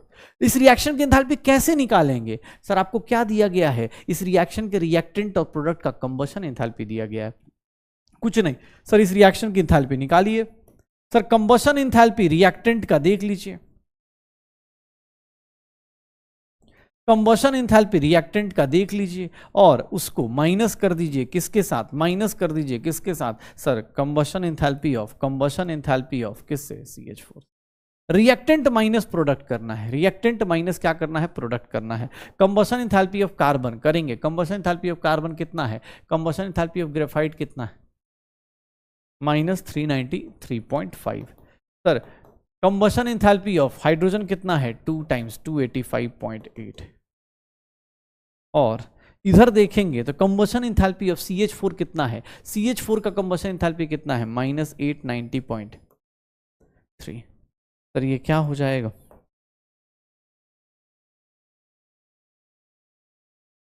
Sixteen हो गया, फिर कितना हो गया, 5 × 2 = 10 हो गया, 10 11 हो गया, और 11 × 2 = 56 57 हो गया, और ये कितना हो गया, +890.3 हो गया। सर ये प्लस हो गया, ये कितना हो जाएगा, बहुत कम हो जाएगा, माइनस में ही आएगा, बहुत कम आएगा। अब यार क्या कैलकुलेट करवा के मानेगा क्या ये, ठीक है, 11 3 1 4 5 और 9 7 कितना हो गया, 9 7 कितना हो गया, 9 7 16 हो गया, 16 और 5 3 8 1 9 +890.3। तो मुझे जहाँ तक दिख रहा है 65 + 10 75 के आसपास, माइनस में 74.8। क्या आंसर आ जाएगा, -74.8 आ जाएगा। कितना आंसर आ जाएगा, -74.8 आ जाएगा, पक्का। तो दो टाइप की इंथैल्पीज हो गई।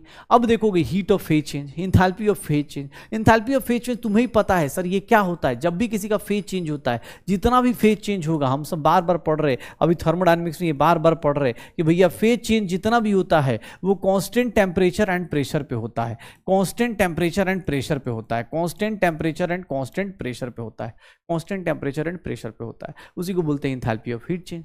अब देखोगे तो इस पे तीन टाइप की इंथैल्पीज बता दी जाएंगे, एक को बोलते हैं इंथैल्पी ऑफ फ्यूजन बोलते हैं, एक को बोलते हैं इंथैल्पी ऑफ वेपराइजेशन बोल देते हैं, और एक को इंथैल्पी ऑफ क्या बोल देते हैं, सब्लिमेशन बोल देते हैं। सर किसी भी टाइप की इंथैल्पी ले लो, हमेशा एक मोल का सर फ्यूजन करना है, एक मोल सॉलिड अगर एक मोल लिक्विड में कन्वर्ट हो रहा है एट कांस्टेंट बॉइलिंग पॉइंट या मेल्टिंग पॉइंट, उसको क्या बोल देंगे, इंथैल्पी ऑफ फ्यूजन। अगर मैं एक मोल वेपराइजेशन की बात करूं तो standard enthalpy of vaporisation, standard enthalpy of sublimation. देख लेना क्या होगा सर, अमाउंट ऑफ हीट जो रिक्वायर्ड होगा उसी को बोल देंगे। ये देख लो अपने पास, sir enthalpy of fusion, enthalpy of vaporisation, enthalpy of sublimation, ऐसे काम करेगा तो ये निकाल देंगे। सर सबका डेफिनेशन देख लीजिए, आप किसी का डेफिनेशन आराम से वीडियो पॉज करके पढ़ लीजिए, सब में देखिएगा एक मोल क्या हो रहा होगा, एक mole at constant temperature and pressure sublime हो रहा होगा, या फिर फ्यूज हो रहा होगा, या फिर अपने पास वेपराइज हो रहा होगा। पक्का कुछ भी नहीं है इसमें, कुछ भी नहीं आने वाला है। अब अगर आपको कहीं मिल जाए तो कुछ छोटे मोटे क्वेश्चन ऐसे मिल जाएंगे कि सर ये देखिएगा, ये रिएक्शन दी हुई है, इस रिएक्शन की वैल्यूज दी गई हैं, क्या पूछा जा रहा है, enthalpy of vaporization of liquid water. मतलब सर दो रिएक्शन दिया गया है, वेपराइजेशन का कैसे लिखेंगे आप, वेपराइजेशन कैसे इक्वेशन लिखेंगे आप, वेपराइजेशन ऐसे ही तो लिखेंगे ना सर, आप वेपराइजेशन ऐसे ही तो लिखेंगे, ऐसे ही लिखेंगे ना, वेपराइजेशन ऐसे ही लिखेंगे, लिक्विड से गैस। इस रिएक्शन की इंथैल्पी निकालनी है, इस रिएक्शन की इंथैल्पी क्या होगी सर, इसी को बोलेंगे ना वेपराइजेशन इंथैल्पी ऑफ H2O। इस रिएक्शन की इंथैल्पी कैसे निकालेंगे, तो कुछ नहीं करना सर, H2O लिक्विड किधर चाहिए, रिएक्टेंट साइड चाहिए, इस रिएक्शन को लेके आना है, कैसे लेके आएंगे, इस रिएक्शन को लेके आना है, कैसे लेके आएंगे सर, फर्स्ट रिएक्शन को रिवर्स करेंगे, फर्स्ट रिएक्शन को माइनस करेंगे और सेकंड रिएक्शन को डायरेक्ट ऐड कर देंगे। सर देखिएगा फर्स्ट रिएक्शन को ऐसे ही ऐड माइनस किया तो ये +285.77 हो गया, और ये माइनस में कितना है देख लो, 743 7 से 9, ये कितना हो गया 85 14 3 हो गया, और 8 43 कितना हो गया, प्लस में आ जाएगा 43.93। आंसर निकाल दो। सर इतना लिक्विड से गैस जाने, वेपराइजेशन का मतलब यही होता है, पक्का। कोई भी ऐसे कोई ट्रांजिशन भी आ जाए ना तो कोई फर्क नहीं पड़ता। ये देखना क्या बोल रहा है, येलो फॉस्फोरस, फॉस्फोरस पढ़ो क्वेश्चन आराम से वीडियो पॉज करके। येलो फॉस्फोरस से आप कहां जा रहे हो, व्हाइट फॉस्फोरस पे जा रहे हो। येलो फॉस्फोरस से आप कहां जा रहे हो, रेड फॉस्फोरस पे, सॉरी रेड फॉस्फोरस पे जा रहे हो। इस रिएक्शन का ट्रांजिशन एंथैल्पी निकालना है, इस रिएक्शन का ट्रांजिशन एंथैल्पी निकालना है, कोई दिक्कत नहीं सर। इस रिएक्शन की एंथैल्पी निकाल दीजिए, इस रिएक्शन की एंथैल्पी निकाल दीजिए। कैसे निकलेगी इस रिएक्शन की एंथैल्पी, क्या दिया है इसके रिएक्टेंट और प्रोडक्ट का, क्या दिया है देखो, पढ़ो ऊपर क्या दिया है, कंबशन एंथैल्पी दिया है। तो सर इस रिएक्शन की एंथैल्पी जो होगी वो combustion enthalpy of reactant, combustion enthalpy of reactant minus combustion enthalpy of product ले लेंगे। ये देखना sir, combustion enthalpy of yellow phosphorus कितना है,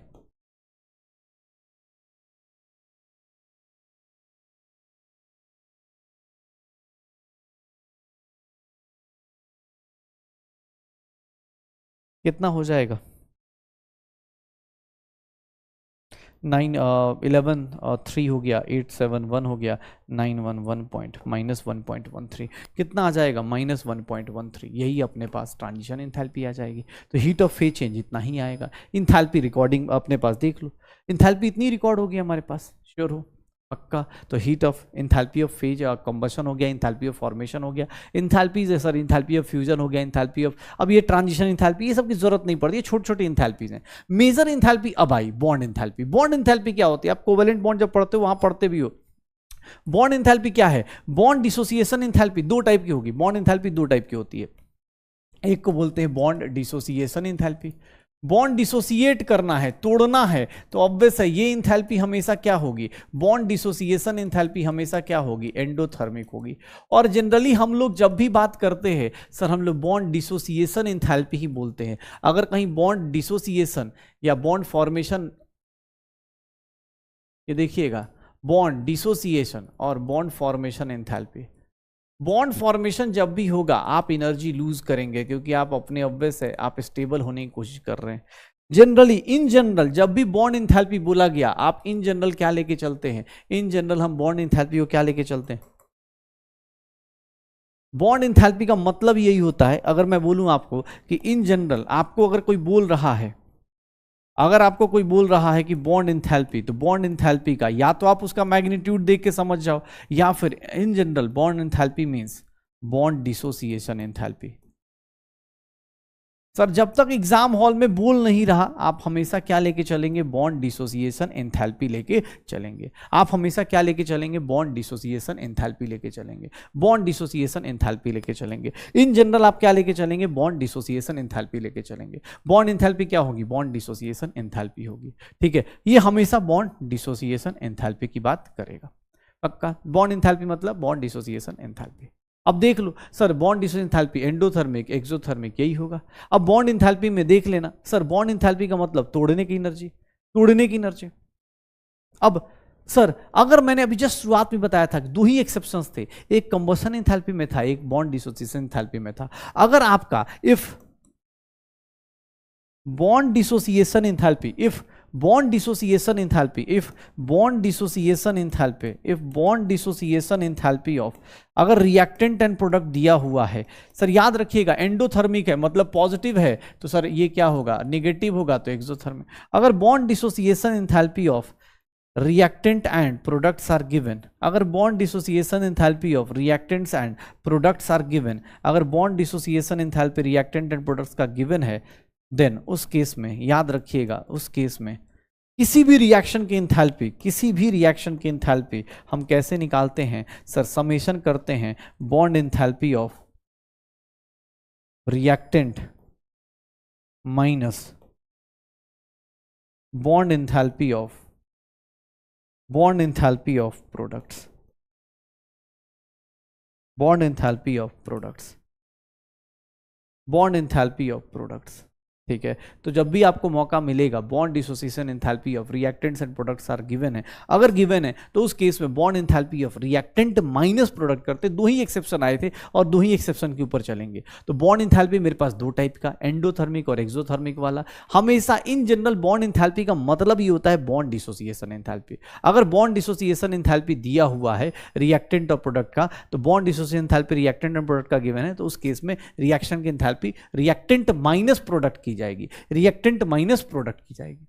अगर पॉलीएटॉमिक मॉलिक्यूल्स है, अगर पॉलीएटॉमिक मॉलिक्यूल्स है तो उस केस में आप केमिकल बॉन्डिंग में ये टॉपिक फिर से पढ़ोगे। अभी आज जो इंथैल्पी पढ़ेंगे उसमें बहुत सारे इंथैल्पीज ना आपको केमिकल बॉन्डिंग में मिल जाएंगे।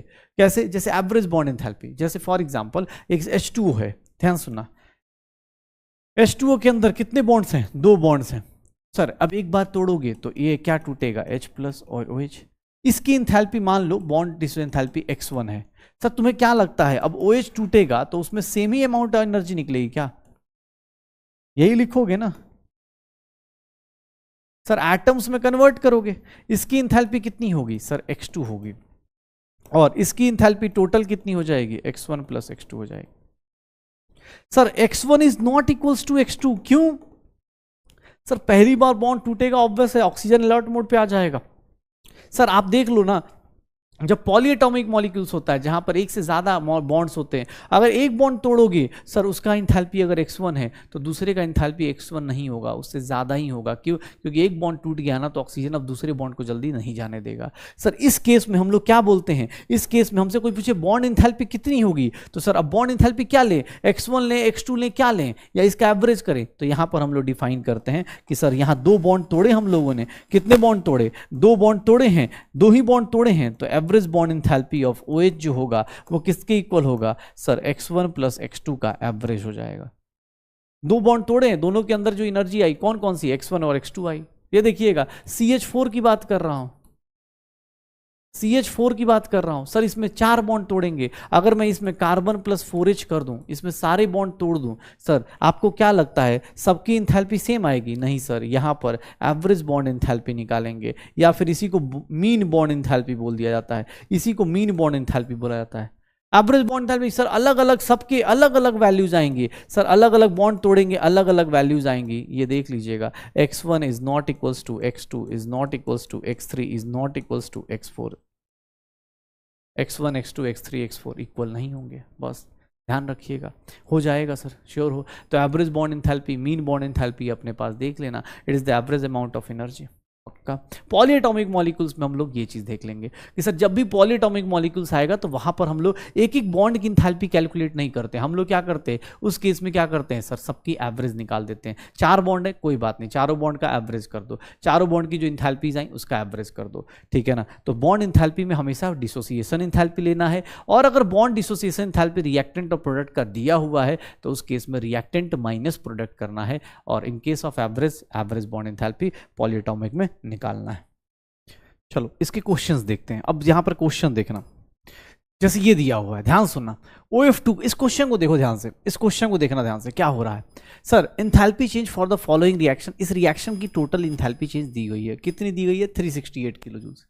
बोल रहा है average bond enthalpy of OF bond बनाओ। OF बॉन्ड की एवरेज बॉन्ड इंथैल्पी बतानी है। क्या होगा OF बॉन्ड की एवरेज बॉन्ड इंथैल्पी, क्या हो जाएगी सर? OF बॉन्ड की एवरेज बॉन्ड इंथैल्पी कितनी होगी? कैसे निकालोगे? तो किस तरह से निकालेंगे? कुछ नहीं सर, आपको क्या करना है ये ध्यान से देखिएगा। सर कितने बॉन्ड्स टूटेंगे OF बॉन्ड में? कितने टूट रहे होंगे सर? दो टूटे होंगे। तो एवरेज बॉन्ड इंथैल्पी क्या होगा सर? इस रिएक्शन में जितनी भी एनर्जी निकली है उसको किससे डिवाइड कर दूं सर? 2 से डिवाइड कर दूं, 368/2 कर दूं सर, ये कितना हो जाएगा? 184 हो जाएगा। कितना हो जाएगा? 184 आ जाएगा एवरेज बॉन्ड, क्योंकि इस रिएक्शन को तोड़ने में जो एनर्जी निकली है वो इतनी निकली है, दोनों का सम होगा। अब किसी का ज्यादा हो सकता है, किसी का कम हो सकता है, तो मैंने क्या किया उस केस में एवरेज निकाल दिया। इसकी वैल्यू कितनी आ जाएगी? 184 आ जाएगी। इसकी वैल्यू कितनी आ जाएगी? 184 आ जाएगी।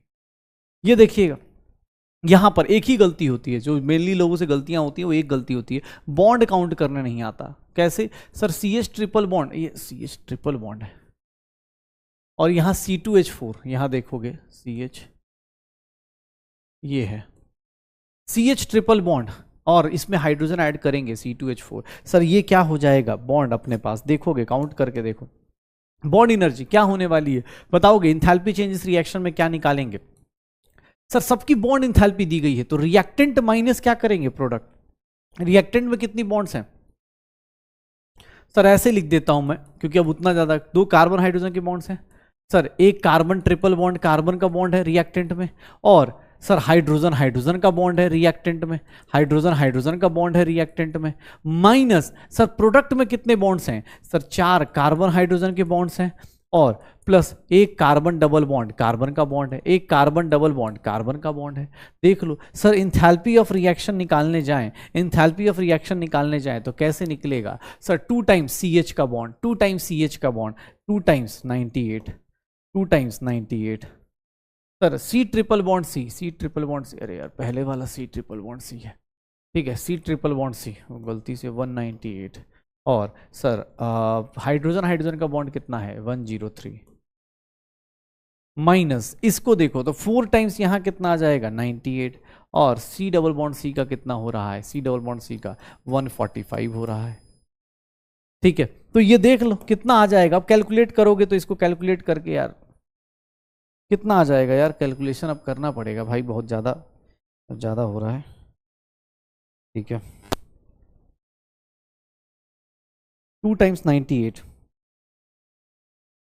प्लस 198 प्लस 103, ये जो वैल्यू आई है कितनी आ गई 497 आ गई, और उधर देखेंगे तो वो क्या है 4 टाइम्स 98 प्लस 145 सर 537 आ गई, ये वैल्यू निकालेंगे तो -497 40 आ जाएगी सर। इस रिएक्शन की इंथैल्पी कितनी आ गई 40 आ गई सर, क्या आ जाएगी -40 मतलब -40, ठीक है। इस रिएक्शन की इंथैल्पी कितनी आ गई -40 आ गई।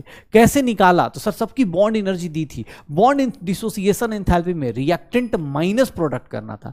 इस क्वेश्चन में जो मोस्टली गलतियां होती हैं वो बॉन्ड सही से काउंट नहीं करते लोगों को एग्जाम हॉल में ऐसे लिखा होगा C2H4, आपको बॉन्ड बना के देखना पड़ेगा, क्योंकि अगर बॉन्ड नहीं बनाओगे कुछ ना कुछ गलती मार दोगे। ये ध्यान रखना, इस तरह क्वेश्चन में हमेशा बॉन्ड बना के चेक करना। जैसे फॉर एग्जाम्पल जैसे ये रिएक्शन दिया है, ये तो बहुत सिंपल सा है, इस रिएक्शन की एनर्जी दी हुई है, आपको क्या करना है, इस रिएक्शन की इंथैल्पी दी गई है, इस रिएक्शन की इंथैल्पी दी गई है, आपको क्या करना है सर, HCl का बॉन्ड इंथैल्पी निकालना है, निकाल दो। सर ध्यान सुनिएगा, हीट इवॉल्व, इस रिएक्शन की इंथैल्पी की वैल्यू कितनी दी गई है -182 किलो जूल्स। कोई गलती से 182 मत पुट कर देना, बर्बाद हो जाओगे। हीट इवॉल्व बोल रहा है, इवॉल्व मतलब इंथैल्पी निगेटिव है। सर कितनी होगी इस रिएक्शन की इंथैल्पी, कैसे निकालोगे, करो वीडियो पॉज करो, अटेम्प्ट करो। Bond enthalpy of hydrogen hydrogen plus bond enthalpy of chlorine chlorine, sir reaction की इंथैल्पी, रिएक्टेंट की enthalpy minus sir 2 times bond enthalpy of HCl minus 2 times bond enthalpy of HCl 182, and that is equals to sir hydrogen hydrogen की bond enthalpy कितनी है, sir hydrogen hydrogen की bond enthalpy कितनी है sir, कितनी hydrogen hydrogen की 430 है, और इसकी कितनी है Cl की 242 है, और minus 2 times bond enthalpy of HCl होगा, यही होगा शायद, पक्का। सर ये देखिएगा -182, और ये कितना है,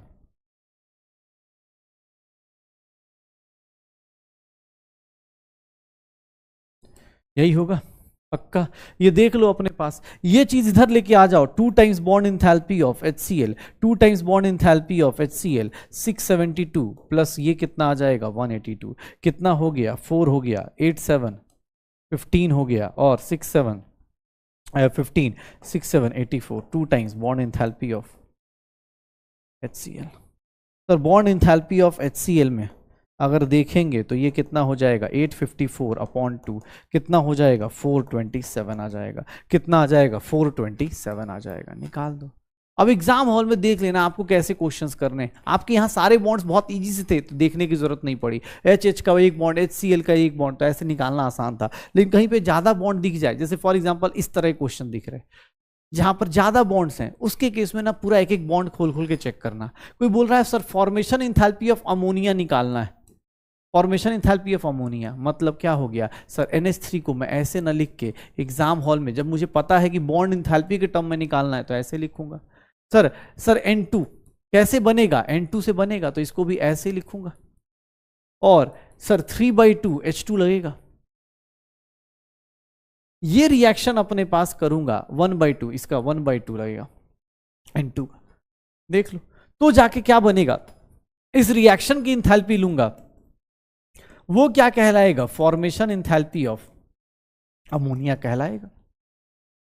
अब देख लो सर, इस रिएक्शन की इंथैल्पी कैसे निकालोगे, sir bond enthalpy of nitrogen, nitrogen का x1 divide by 2, sir hydrogen का कितना है, सर 3/2 x2, माइनस रिएक्टेंट का हो गया, अब प्रोडक्ट का sir 3 times bond enthalpy of NH, NH के कितने बॉन्ड इंथैल्पी है, NH का बॉन्ड इंथैल्पी कितनी है, x3 है, हो गया, निकाल दो, यही तो आएगा answer, x1/2 plus 3/2 x2 minus 3 x3, C is the correct answer.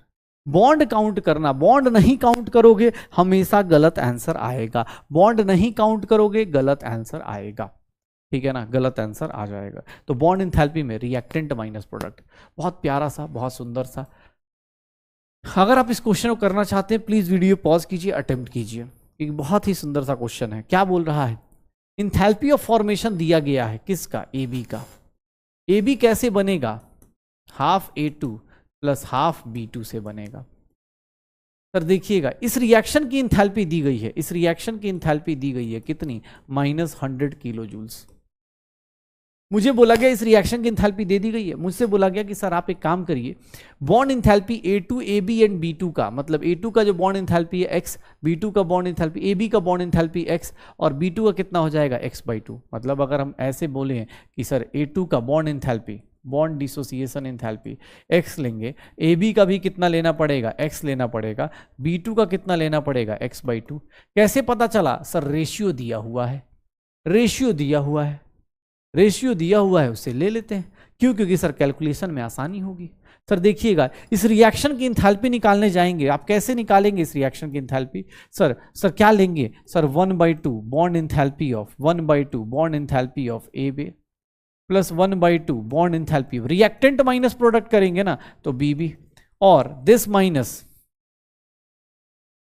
Sir यहां पर क्या लेंगे, बॉन्ड इंथैल्पी ऑफ AB, और इस सब की वैल्यू निकालेंगे तो कितनी दी गई है, -100। देखिएगा -100, ये कितना है, AB की वैल्यू कितनी ली है, A की वैल्यू कितनी है, x/2, ये क्या हो गया x/4 माइनस क्या हो गया x, 4 लगा दो, ये 2x हो गया, ये क्या हो गया x - 4x, कितना हो गया -x/4।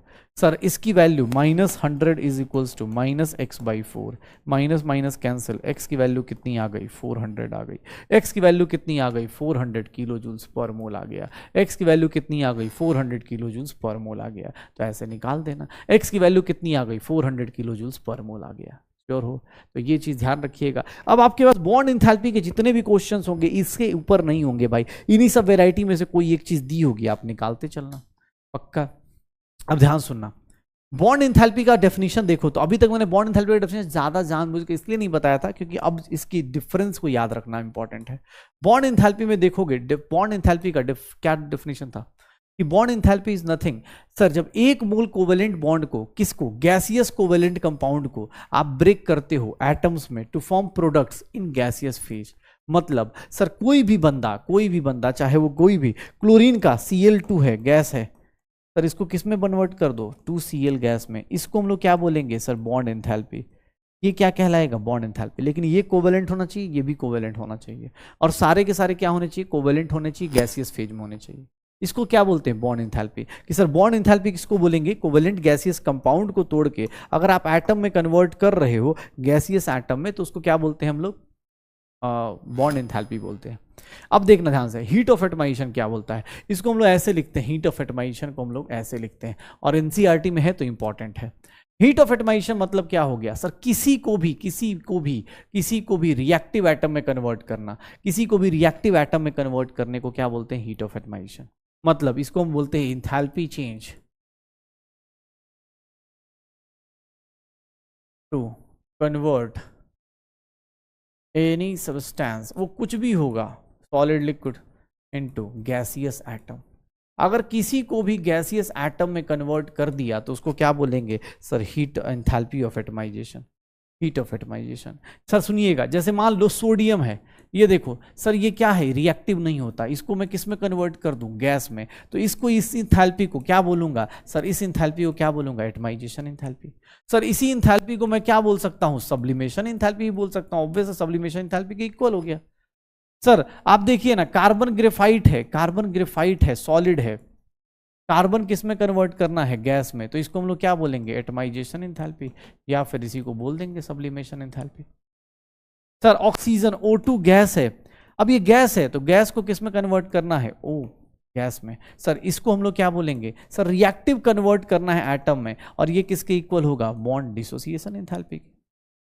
सर देख लो, atomisation enthalpy is nothing, sir आप किसी सॉलिड हो, लिक्विड हो, किसी को भी अगर मैं ऐसे बोल दूं, ब्रोमीन लिक्विड है, ब्रोमीन गैस में कन्वर्ट हो गया, रिएक्टिव गैस में, ध्यान से देखना, 2 ब्रोमीन गैस में कन्वर्ट हो गया, इस रिएक्शन की इंथैल्पी को हम लोग क्या बोलेंगे, एटमाइजेशन इंथैल्पी। इस रिएक्शन की इंथैल्पी को क्या बोलेंगे, एटमाइजेशन इंथैल्पी। अब एटमाइजेशन इंथैल्पी, ध्यान सुनना, एटमाइजेशन इंथैल्पी और बॉन्ड इंथैल्पी में फर्क कैसे होगा यहां पता चलेगा। एक्चुअली देखो, बहुत सारे लोग क्या बोलते हैं, इसी को बॉन्ड इंथैल्पी बोल देंगे, नहीं, this is not equals to bond enthalpy. क्यों, क्योंकि सर देखना, एक बार ध्यान सुना, सर ये बॉन्ड इंथैल्पी क्या होता है, बॉन्ड इंथैल्पी इसको बोलते हैं, देखिएगा, बॉन्ड इंथैल्पी आप इसको बोलते हैं कि सर गैस से गैस में जाते हैं ना, तो बॉन्ड इंथैल्पी कहलाता है। इस रिएक्शन को हम लोग क्या बोलते हैं, बॉन्ड इंथैल्पी बोलते हैं। सर देखिए दोनों में डिफरेंस है, अभी आपको शुरुआत में ही बोला था, फिजिकल स्टेट से फर्क पड़ता है। आप देखिए, अगर लिक्विड से डायरेक्ट गैसियस एटम में जाएंगे तो उसको एटमाइजेशन इंथैल्पी बोलते हैं। कोई पूछ दे atomisation enthalpy of bromine Br2, sir वो पता है किसके इक्वल होगा, atomisation enthalpy of bromine, sir ये क्या होगा, वेपराइजेशन इंथैल्पी होगा क्या, atomisation enthalpy of bromine is nothing, vaporisation enthalpy plus bond enthalpy of bromine. Sir atomisation enthalpy अगर ब्रोमीन कोई बोले तो मैथमेटिकली देख लो, इसको और इसको मिलाएंगे तब जाके मेरा क्या बनेगा, ये बनेगा, तब जाके मेरा क्या बनेगा, ये बनेगा, हेस लॉ लगा दो। सर ये डायरेक्ट थोड़ी ना गैस में कन्वर्ट, गैसियस एटम में कन्वर्ट हो जाएगा, नहीं, डायरेक्टली गैसियस एटम में नहीं कन्वर्ट होगा, ये पहले किस में कन्वर्ट होगा, गैस में, फिर किस में कन्वर्ट होगा, एटम में कन्वर्ट होगा, फिर किस में कन्वर्ट होगा, एटम में कन्वर्ट होगा। तो हीट ऑफ एटमाइजेशन क्या होता है देख लो, हीट ऑफ एटमाइजेशन क्या होता है देख लो, enthalpy change to convert any substance into gaseous atom. वो सब्लिमेशन के इक्वल भी हो सकता है, बॉन्ड डिसोसिएशन एंथैल्पी के इक्वल भी हो सकता है, वेपराइजेशन के इक्वल भी हो सकता है, किसी के इक्वल हो सकता है। कोई बोले सर वेपराइजेशन के इक्वल, अरे देखो ना Hg लिक्विड है, सर Hg गैस में कन्वर्ट कर दोगे तो इस केस में सर इसको एटमाइजेशन इंथैल्पी को हम लोग क्या बोल देंगे, वेपराइजेशन इंथैल्पी। तो vaporisation enthalpy, atomisation enthalpy, atomisation enthalpy simple सी चीज है, किसी भी चीज को, सॉलिड हो, लिक्विड हो, गैस हो, किसी भी चीज को गैसियस एटम में कन्वर्ट करोगे उसी को क्या बोलेंगे, एटमाइजेशन इंथैल्पी। सर वो बॉन्ड इंथैल्पी की इक्वल हो सकता है, सब्लिमेशन के इक्वल हो सकता है, कभी कभी नहीं भी इक्वल हो सकता है, वो आपके ऊपर है, ठीक है। लैटिस इंथैल्पी, ये सब आप इनऑर्गेनिक में पढ़ते हो कि लैटिस इंथैल्पी क्या बोलते हैं। सर लैटिस इंथैल्पी क्या होता है, कभी भी कोई भी अगर Na+ है, ये देखो अपने पास Na+ है, गैसियस फेज है, Cl- है, गैसियस आयन है, ये दोनों मिलके क्या बना दे, NaCl, सॉलिड बना दे। जब कोई गैसियस एटम मिलके सॉलिड में कन्वर्ट होता है, इस रिएक्शन की इंथैल्पी को हम लोग क्या बोल देंगे, लैटिस इंथैल्पी बोल देंगे। सर बॉन्ड बन रहा है तो ये लैटिस इंथैल्पी क्या होगी, एक्सोथर्मिक होगी। ऐसे अगर अपोजिट लिखते, अगर इसी को अपोजिट लिखते, NaCl को तोड़ते, Na+ और Cl- में तोड़ देते, सर अगर आप Na+ को Cl- ऐसे तोड़ देते, सर ये सॉलिड से ऐसे तोड़ते, तो इस केस में ये लैटिस इंथैल्पी जो होगी वो क्या हो जाएगी, एंडोथर्मिक हो जाएगी। जनरली हम लोग एंडोथर्मिक ही लेके चलते हैं, इन जनरल यही रहता है। इन जनरल लैटिस इंथैल्पी का मतलब होता है कि सर सामने वाले को तोड़ना, जैसे आयनिक कंपाउंड में बॉन्ड इंथैल्पी बोल देते हैं। Lattice enthalpy is nothing same as bond enthalpy, बस किसके लिए होता है, valid for ionic solids, valid for ionic solids, ionic solids के लिए वैलिड हो जाता है। किसके लिए वैलिड होता है, आयनिक सॉलिड्स के लिए वैलिड हो जाता है। तो लैटिस इंथैल्पी क्या है सर, लैटिस इंथैल्पी क्या होती है देख लो, पक्का सर ये इनऑर्गेनिक में आएगा। हाइड्रेशन एंथैल्पी भी इनऑर्गेनिक में आएगा कि कोई भी हाइड्रेशन एंथैल्पी। अब इसके ऊपर अब हम लोग इसके ऊपर डिस्कशन यहाँ नहीं करेंगे। आप जब लैटिस एंथैल्पी इनऑर्गेनिक पढ़ोगे आपको पता चल जाएगा कि सर अगर कोई पानी में जाएगा तो सर उस केस में lattice enthalpy sorry hydration enthalpy आती है। हाइड्रेशन एंथैल्पी जो होती है इनवर्सली प्रोपोर्शनल टू साइज होता है। अब ये सब चीजें आप इनऑर्गेनिक में जाओगे बहुत अच्छे से पढ़ने को मिलेगा कि hydration enthalpy is inversely proportional to size. पक्का ये देख लो sir. Enthalpy of solution, enthalpy of solution मतलब देखना, अब NaCl है सर, इसको पानी में डिसॉल्व करेंगे तो ये किस में कन्वर्ट हो जाएगा, Na plus aqueous plus Cl minus aqueous. इस रिएक्शन के इंथैल्पी को सर किसी को पानी में डिसॉल्व करने को हम लोग क्या बोल देंगे सर, सॉल्यूशन की इंथैल्पी। ये क्या कहलाएगा, सॉल्यूशन इंथैल्पी कहलाएगा। क्या कहलाएगा, सॉल्यूशन इंथैल्पी कहलाएगा। Na प्लस Cl माइनस क्या कहलाएगा, सॉल्यूशन इंथैल्पी। ध्यान से देख लो, NaCl Na plus Cl minus solution की इंथैल्पी कहलाएगी। पक्का। अब देखना सर ये डायरेक्ट निकल सकता है क्या, नहीं डायरेक्ट नहीं जाता। ये पहले किस में टूटता है, Na प्लस किस में, गैस में, प्लस Cl माइनस किस में टूटता है, गैस में, और यहां से ये इसमें जाता है। इसको क्या बोलते हैं, हाइड्रेशन एंथैल्पी बोलते हैं। इसको क्या बोलते हैं, हाइड्रेशन एंथैल्पी बोल देते हैं। तो मतलब इनडायरेक्ट वे में ये क्या है, लैटिस एंथैल्पी है। ये क्या है, लैटिस एंथैल्पी है। तो अगर हमें अपने पास अगर मैं सॉल्यूशन की एंथैल्पी लिखूं किसी आयनिक सॉलिड की तो वो किसके इक्वल होगा, lattice enthalpy plus hydration enthalpy. अब ये सब चीज़ें ना बहुत ज़्यादा इंपॉर्टेंट नहीं है, ये छोटे छोटे बस जानना है कि सॉल्यूशन की एंथैल्पी क्या होती है, लैटिस एंथैल्पी, हाइड्रेशन एंथैल्पी। जब आप इनऑर्गेनिक पढ़ते हो, केमिकल बॉन्डिंग पढ़ते हो तो वहाँ बहुत अच्छे से बताई जाती है कि लैटिस एंथैल्पी चार्ज पे डिपेंड करती है, किस पे डिपेंड नहीं करती है, वहाँ आप अच्छे से डिस्कशन कर लोगे। पहले अभी यहाँ देख लेना, enthalpy of solution, enthalpy of lattice enthalpy, hydration enthalpy. ये अपने पास अब एक इंथैल्पी और बचती है जो मेजर है, उसके बाद अपना ये चैप्टर खत्म हो जाएगा। Heat of ionization. Heat of ionization क्या होता है, एक्चुअली ये वीक फॉर वीक एसिड और वीक इलेक्ट्रोलाइट्स, ये वीक इलेक्ट्रोलाइट्स के लिए यूज किया जाता है। क्यों, क्योंकि बेचारे वीक इलेक्ट्रोलाइट्स ना खुद से डिसोसिएट नहीं करते, तो ऑब्वियस है ये हीट एब्जॉर्व करेंगे अपने आप को डिसोसिएट करने के लिए। जैसे इस केस में जितनी भी इंथैल्पी होगी उसको क्या बोलेंगे, आयनाइजेशन इंथैल्पी बोलेंगे। जो वीक इलेक्ट्रोलाइट्स होते हैं ना उनको आयनाइज करने के लिए हमें एनर्जी देनी ही पड़ती है, उसको आयनाइजेशन एंथैल्पी बोल देते हैं। नाम से ही पता चल रहा है, सॉल्यूशन मतलब सॉल्यूशन की एंथैल्पी, लैटिस मतलब बॉन्ड तोड़ने की एंथैल्पी। सर आयनिक कंपाउंड्स की बॉन्ड तोड़ेंगे तो उसको लैटिस एंथैल्पी। सर हाइड्रेशन मतलब पानी में डिसॉल्व होने की एंथैल्पी। तो ये छोटे छोटे एंथैल्पी, जब इसका नाम पता होना चाहिए। हाँ, एक एंथैल्पी जो अब इंपॉर्टेंट है वो क्या है sir, that is known as enthalpy of neutralization. ये आज के टाइम पे इंपॉर्टेंट है क्योंकि प्रैक्टिकल केमिस्ट्री में भी आता है एंथैल्पी ऑफ न्यूट्रलाइजेशन। ये क्या है, आज के लिए काफी इंपॉर्टेंट है क्योंकि ये क्या आता है, enthalpy of neutralization. Enthalpy of neutralization ये क्या बोलता है sir, it is the amount of heat liberated. Liberated क्यों, क्योंकि सर ये हमेशा एनर्जी रिलीज करेगा। अमाउंट ऑफ हीट लिबरेटेड कहां से सर, जब एक इक्विवेलेंट एसिड का एक इक्विवेलेंट बेस से रिएक्ट करेगा, एक इक्विवेलेंट एसिड का एक इक्विवेलेंट बेस से रिएक्ट करेगा, मतलब एक H प्लस और एक OH माइनस जब आपस में मिलके न्यूट्रलाइज होते हैं उसको हम लोग क्या बोलेंगे कि सर इस केस में जो एनर्जी रिलीज होगी, H प्लस कहां से आएगा, एसिड से, OH माइनस कहां से आएगा, बेस से, H प्लस कहां से आएगा, एसिड से, OH माइनस कहां से आएगा, बेस से। जब इस तरह की चीज आएगी तो उसी को हम लोग क्या बोलेंगे, एंथैल्पी ऑफ न्यूट्रलाइजेशन। एसिड और बेस जब आपस में न्यूट्रलाइज करते हैं तो उससे जो एनर्जी रिलीज होगी उसी को क्या बोलेंगे, एंथैल्पी ऑफ न्यूट्रलाइजेशन। इसकी वैल्यू कांस्टेंट होती है, इसकी वैल्यू कांस्टेंट होती है स्ट्रॉन्ग एसिड और बेस के लिए। कितनी होती है, -13.7 किलो कैलोरी। और ये स्ट्रॉन्ग एसिड और स्ट्रॉन्ग बेस के लिए कांस्टेंट होती है। लेकिन वीक एसिड के लिए, वीक एसिड अगर weak acid plus strong base combine करे, weak acid strong base combine करे, या फिर sir strong acid weak base combine करे, strong acid weak base combine करे, या फिर अगर दोनों के दोनों वीक एसिड और वीक बेस कंबाइन करें, वीक एसिड और वीक बेस अगर आपस में कंबाइन करेंगे, वीक एसिड और वीक बेस अगर आपस में कंबाइन करेंगे, याद रखिएगा इनके केस में एंथैल्पी ऑफ न्यूट्रलाइजेशन जो होता है, इनके केस में एंथैल्पी ऑफ न्यूट्रलाइजेशन जो होता है इज लेस नेगेटिव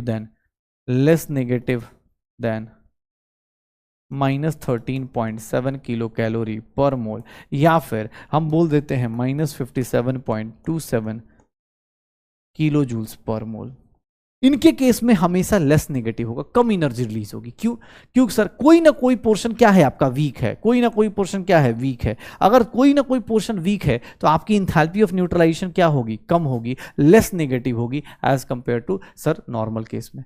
तो इंथैल्पी ऑफ न्यूट्रलाइजेशन क्या होगी? Less negative. ये देख लो, इंथैल्पी ऑफ न्यूट्रलाइजेशन हम क्या बोलेंगे सर? इंथैल्पी ऑफ न्यूट्रलाइजेशन हम लोग क्या बोल देंगे? Less negative. क्यों? क्योंकि some part of energy sir कम रिलीज क्यों हो रहा है? क्योंकि some part of energy is some part of energy is used for some part of energy is used for sir ionization of weaker part, ionization of weaker acid or weaker base. Some part of energy is used for ionization of weaker acid or weaker base. मतलब इनके case में energy कम release क्यों हो रही है? Because आपका कुछ part obvious है, आप जितना सोच रहे हैं उससे कम एनर्जी रिलीज इसलिए हो रही है बिकॉज इसको तोड़ने में, इसको डिसोसिएट करने में आपका कुछ पार्ट ऑफ एनर्जी यूज हो रहा होगा। ये ध्यान रखिएगा। अच्छा, ये हर एक मोल अगर वाटर बनाना, एक मोल अगर वाटर बना स्ट्रॉन्ग एसिड स्ट्रॉन्ग बेस से तो इतनी एनर्जी रिलीज करता है। अगर उससे ज्यादा बना तो 10 बना तो 10 टाइम्स मल्टीप्लाई कर देंगे, 30 बना तो 30 से मल्टीप्लाई कर देंगे। एक मोल से इतना बनेगा, एक मोल से इतना बनेगा। सर जहां पर एक भी पोर्शन वीक हुआ ना, जहां पर एक भी पोर्शन वीक हुआ उस केस में हमारा कुछ पार्ट मतलब एंथैल्पी ऑफ न्यूट्रलाइजेशन क्या होगा? लेस नेगेटिव होगा एज कंपेयर टू मतलब जो स्ट्रॉन्ग एसिड स्ट्रॉन्ग बेस में आता है। अब एक मोल के लिए इतना आएगा, चलो ठीक है, एक काम करते हैं, न्यूमेरिकल्स देखिए इसका। न्यूमेरिकल्स क्या होगा? अगर आपसे जैसे मैं ये दे देता हूं कि सर ये क्या है? स्ट्रॉन्ग बेस है, ये क्या है? स्ट्रॉन्ग बेस है, और ये क्या हो जाएगा? Strong acid. ये क्या हो जाएगा? Strong acid. सर दोनों केस में अगर आप ये दोनों को न्यूट्रलाइज करते हो, दोनों के इक्विवेलेंट्स क्या है? नंबर ऑफ मोल्स निकाल दो। सर H प्लस कितना मोल्स आएगा? तो H प्लस के मोल्स कितने आएंगे? सर मिली मोल्स हैं, सर मिली मोल्स हैं, मिली लीटर है तो मिली लीटर को मोलारिटी इंटू वॉल्यूम करूंगा। सर मोलारिटी इंटू वॉल्यूम करूंगा, क्या हो जाएगा? 0.01 मोल्स आ जाएंगे H प्लस का। OH माइनस कितना आएगा? सर NaOH के मोल्स जितने होंगे उतना ही OH माइनस आएगा। अगेन मिली लीटर है तो इसको किससे? सर मिली लीटर को डिवाइड करूंगा इससे, कितना आ जाएगा? सर दोनों के मोल्स H प्लस और OH माइनस न्यूट्रलाइज होंगे, कितना वाटर बनेगा? सर मुझे पता है वाटर कितना बनने वाला है। वाटर कितना बनेगा एग्जाम हॉल में देख लो। सर H प्लस और OH माइनस इक्वल है तो इक्वल एंड अपोजिट इतने मोल्स बनेंगे। सर एक मोल का कितना वैल्यू होता है? एक मोल का वैल्यू होता है 57 पॉइंट समथिंग, ठीक है 57 पॉइंट। तो हीट ऑफ न्यूट्रलाइजेशन कितना आ जाएगा? हीट ऑफ न्यूट्रलाइजेशन स्टैंडर्ड वाला याद रखिएगा भाई साहब, हो सकता है कहीं दिया भी हो कहीं नहीं भी दिया हो। सर एक की वैल्यू कितनी होती है? -57.3 होती है। तो सर इसका कितना हो जाएगा? 100 से डिवाइड कर रहे हैं, -0.57 कितना आ जाएगा? -0.57। ये आंसर आ जाएगा। 100 से डिवाइड कर दीजिए, 100 से डिवाइड कर दीजिए, कितना आ जाएगा? 0.57। कोई बोले सर H प्लस क्यों निकाला, OH माइनस क्यों निकाला? क्योंकि मुझे ये पता करना था कितना पानी बनेगा। H प्लस कहाँ से आया? HCl से आया। कैसे निकालेंगे? मोलरिटी इंटू वॉल्यूम करते हैं, नंबर ऑफ मोल्स आता है, बस वॉल्यूम लीटर्स में लेना है, गलती से ml में मत ले लेना। पता चला सारे ऑप्शन दिए हुए बर्बाद होने के, ml मत ले लीजिएगा सर, वॉल्यूम हमेशा लीटर में लीजिएगा, नंबर ऑफ मोल्स निकालना है। तो number of moles H plus और OH माइनस क्या आ गए? दोनों के इक्वल आ रहे हैं, मतलब पानी इक्वल बनेगा। अगर किसी एक के ज्यादा आते किसी एक के कम होते तो लिमिटिंग रिएजेंट का कॉन्सेप्ट लगाते। सर इसका दूसरा क्वेश्चन ऐसा बन जाता है, दूसरा क्वेश्चन ऐसा बन जाता है। सर ये देखिएगा, ये क्या है? NH4OH का न्यूट्रलाइजेशन इसके साथ किया जा रहा है, इसमें एनर्जी कितनी रिलीज हो रही है? इतनी रिलीज हो रही है। लेकिन अगर उसी एसिड का, ये वीक एसिड का देखना ध्यान से, ये देखो वीक एसिड है और ये वीक बेस है। वीक एसिड और वीक बेस में सर इन दोनों का न्यूट्रलाइजेशन जब किया जा रहा है इतनी एनर्जी रिलीज हो रही है। लेकिन अब अगर वीक एसिड का स्ट्रॉन्ग बेस के साथ किया जा रहा है, अगर इसी में क्वेश्चन में देखना, वीक एसिड का अगर स्ट्रॉन्ग बेस के साथ किया जा रहा है तो कितना आ रहा है? इतना। ये डिफरेंस क्यों आ रहा होगा? वीक एसिड स्ट्रॉन्ग बेस से करेगा तो इतनी एनर्जी रिलीज करेगा, और वीक एसिड अगर वीक बेस से करेगा तो इतनी एनर्जी कम रिलीज कर रहा है। इसका मतलब सर जो पार्ट, जो गैप आ रहा है वो किसके आयनाइजेशन में जा रहा है? आयनाइजेशन में किसके जा रहा होगा? सर किसके आयनाइजेशन में जाएगा? डिफरेंस क्यों आया? कांस्टेंट CH3COH है। सर एक बार स्ट्रॉन्ग बेस लिया ये एनर्जी आई, एक बार सर वीक बेस लिया वो एनर्जी आई। तो इसका मतलब क्या हो गया? सर आपकी जो एनर्जी आई माइनस जो आपको आनी चाहिए थी वो कम कर दो, हो जाएगा। सर इतना पार्ट ऑफ एनर्जी वो क्या करेगा? यूज कर रहा होगा। Sir 2.5 kilo calorie, 2.5 kilo calorie, 2.5 2 इतनी जो एनर्जी है वो कौन यूज हो रहा होगा, किसकी आयनाइजेशन में जाएगा सर, किसकी आयनाइजेशन में जाएगा, NH4OH के। कोई बोले एसिटिक एसिड, भाई एसिटिक एसिड तो कांस्टेंट है ना, एसिटिक एसिड तो कांस्टेंट लेके आप काम कर रहे हो, एसिटिक एसिड को तो कांस्टेंट लेके काम कर रहे हो। तो याद रखिएगा जो गैप आता है ना, जो भी गैप आता है, जितना आप सोच रहे थे उससे कम आ रहा है तो कुछ नहीं, इसको दिस माइनस दिस कर दीजिए, आंसर आ जाएगा। जो आप सोच रहे थे उससे जितना कम निकालना है निकाल दीजिए। जैसे अब देखिएगा, ये देखिएगा, फिर से देखिएगा, सर ये क्या है, सर वीक एसिड है, और ये क्या है, स्ट्रॉन्ग बेस है। ये क्या है, स्ट्रॉन्ग एसिड और स्ट्रॉन्ग बेस में।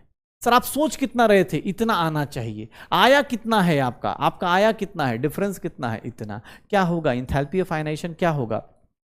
सर आपका कम क्यों आ रहा है, बिकॉज आपका एक पोर्शन क्या है, कौन सा पोर्शन वीक है, सर एसिड वीक है। सर कितना आना चाहिए था, आपका आया कितना है और आना कितना चाहिए था, निकाल दो। ये 3 हो गया और ये 5.3 हो गया, प्लस 5.3 हो गया, कितना आ जाएगा सर। ये आयनाइज करने में एसिटिक एसिड की इतना कम एनर्जी क्यों रिलीज हो रहा है, होना उतना चाहिए था बट कम एनर्जी रिलीज क्यों हो रहा है, बिकॉज इसमें क्या हो रहा होगा सर, इस केस में क्या हो रहा होगा सर, इस केस में कुछ पोर्शन कहाँ चला जा रहा है, आयनाइज करने में, किसको, वीकर पार्ट को। स्ट्रॉन्ग एसिड स्ट्रॉन्ग बेस में कुछ भी आयनाइज करने की जरूरत नहीं, लेकिन वीक एसिड वीक बेस में हमें जरूरत पड़ेगी, इसीलिए हम जरूरत कर रहे हैं। पक्का, चलो भाई खत्म। अब थर्मोकेमिस्ट्री का लास्ट जो एनसीईआरटी में दिया हुआ है, enthalpy of dilution. Enthalpy of dilution मतलब किसी को डाइल्यूट करेंगे तो एनर्जी थोड़ी बहुत रिलीज होती है। कैसे, ये एग्जांपल दिया गया है कि मान लो HCl है, उसको 25 मतलब एक्वस में 25 के हिसाब से, एक्वस में 25 के हिसाब से मतलब 25 मान लो वाटर के मॉलिक्यूल्स डाले तो इसकी एनर्जी कितनी रिलीज हो रही है, इतनी। अगर 25 के साथ साथ अगर 40 डाल देते, थोड़ा ज़्यादा डाल देते तो एनर्जी ज़्यादा रिलीज होती। मतलब सर यहाँ पर इंथैल्पी ऑफ डाइल्यूशन कोई बोल दे निकालने को, इंथैल्पी ऑफ डाइल्यूशन कोई बोल दे निकालने को, तो भैया क्या होगा, तो सर कुछ नहीं, sir final minus initial. Sir जो आपका आ रहा है ये देख लीजिएगा, थोड़ी सी छोटी सी एनर्जी है, लेकिन भाई आपको पता होना चाहिए क्योंकि एग्जाम हॉल में आजकल पता नहीं है यार, ठीक है। सर इतना किलो जूल्स, ये क्या है, इसी को हम लोग क्या बोल देंगे, इंथैल्पी ऑफ डाइल्यूशन बोल देंगे। मतलब आप किसी को डाइल्यूट करते हो तो कुछ ना कुछ बॉन्ड बनेंगे, कुछ ना कुछ चीजें होंगी, एनर्जी क्या होगी, लूज होगी, थोड़ा सा ही एनर्जी होगा, लेकिन याद रखिएगा ये एनसीईआरटी में एग्जाम्पल है, इसीलिए हमें पढ़ना है। इंथैल्पी ऑफ डाइल्यूशन इसीलिए इंपॉर्टेंट है। एनसीईआरटी में एक लाइन भी दी गई है, ये मैं जानबूझ के नोट लिखवा रहा हूँ। एनसीईआरटी में बोला गया है कि सर इंथैल्पी जो होती है, इंथैल्पी ऑफ डाइल्यूशन, वो किस पे डिपेंड करती है, ओरिजिनल कॉन्सेंट्रेशन पे, और कितना आप सॉल्वेंट यूज कर रहे हैं उसके ऊपर भी डिपेंड करती है। मतलब जैसे आपने यहां पर HCl का कॉन्सेंट्रेशन गैस में लिया है, कितना लिया है, और प्लस कितना आप सॉल्वेंट ऐड करते हैं, इंथैल्पी ऑफ डाइल्यूशन इन दोनों पे डिपेंड करती है, इन दोनों पे डिपेंड करती है। Enthalpy of dilution is dependent on original concentration of solvent solution and amount of solvent added. पक्का हो जाएगा सर। तो भैया थर्मोकेमिस्ट्री में आज हम लोगों ने टोटल सर 5 टाइप की जो मेजर इंथैल्पीज है, जिनके ऊपर आपको खूब सारे न्यूमेरिकल्स करने को मिलेंगे, सर वो कौन कौन सी हैं मैं वो लिख देता हूं। बॉन्ड इंथैल्पी है सर अपने पास, सर बॉन्ड इंथैल्पी है सर, न्यूट्रलाइजेशन इंथैल्पी है, ये bond enthalpy, formation enthalpy, combustion enthalpy और न्यूट्रलाइजेशन इंथैल्पी, यही मेजर जो 4-5 अपने पास हैं, इन्हीं को ज़्यादातर पढ़ना है। बाकी आपके पास आपको सर लॉज ऑफ थर्मोकेमिस्ट्री बताया गया है, बहुत सिंपल सा लॉज होता है, बस अब इसके ऊपर बेस्ड क्वेश्चन करते रहिए। रिएक्शन को आप मल्टीप्लाई करेंगे, इंथैल्पीज मल्टीप्लाई होती हैं, रिएक्शन को आप डिवाइड करेंगे, इंथैल्पीज डिवाइड होती हैं, रिएक्शन को रिवर्स करेंगे, इंथैल्पी का साइन चेंज हो जाता है। ये सब चीज़ें हमने करी हुई हैं, ठीक है ना। तो आज हमने काफ़ी मतलब थर्मोकेमिस्ट्री फिनिश कर लिया है, और इसी के साथ साथ अब हमारा थर्मोडायनेमिक्स प्लस थर्मोकेमिस्ट्री फिनिश्ड है। क्वेश्चंस डीपीपी प्लस रिवीजन करते चले जाइए भैया। 5वां चैप्टर भी फिनिश हो चुका, गिनी चुनी कहानी 4 चैप्टर की बची हुई है और वो भी खत्म हो जाएगी। मतलब सर इसी महीने में सब कुछ होना है। अब आपके ऊपर है, ये महीना आप अपना बनाना चाहते हो या नहीं बनाना चाहते, ये आपके ऊपर है, ठीक है ना। कोशिश कीजिए भैया, 5 चैप्टर खत्म हो गए हैं। थर्मोडायनेमिक्स भी आज खत्म हो गया, केमिकल काइनेटिक्स हो गया, थर्मोडायनेमिक्स हो गया। अब अगले 2 दिन में हम लोग केमिकल इक्विलिब्रियम जैसा चैप्टर भी फिनिश कर लेंगे, लेकिन वो तभी फिनिश कर पाएंगे जब आप साथ साथ बने रहेंगे, जब आप साथ साथ देखेंगे कि हाँ यार मुझे ये चीज़ें करनी है। केमिकल इक्विलिब्रियम जैसा चैप्टर भी आप तभी फिनिश कर पाएंगे जब आपको लगेगा कि हाँ यार ठीक है, कोशिश कीजिए जितना हो सकता है केमिकल इक्विलिब्रियम इन सब चैप्टर्स को फिनिश कीजिए। अभी अगला स्टार्ट होगा, आप उसको साथ साथ फिनिश कीजिएगा। अगर इसमें कुछ बैकलॉग है या कुछ भी रहता है, प्लीज़ को जल्दी से जल्दी फिनिश करो, क्योंकि ये चैप्टर बहुत इंपॉर्टेंट है। ठीक है, अब ऐसे तो तीनों चैप्टर आगे आने वाले केमिकल, आयनिक और इलेक्ट्रोकेमिस्ट्री तीनों ही बहुत ज़्यादा इंपॉर्टेंट है, बट हाँ यहीं से शुरुआत हो जाती है फिजिकल केमिस्ट्री के टॉप लेवल की। ओके, तो चलो मिलते हैं अगली क्लास में नए चैप्टर के साथ, नए जोश के साथ। कोशिश करिएगा साथ साथ में डीपी अटेम्प्ट करते रहिएगा। नए चैप्टर बहुत ही प्यारा सा केमिकल इक्विलिब्रियम चालू होगा, बहुत ही प्यारा सा और बहुत ही छोटू सा चैप्टर है, मज़ा आ जाएगा करने में, करेंगे उसको, मिल देंगे अपने पास। चलो बाय बाय।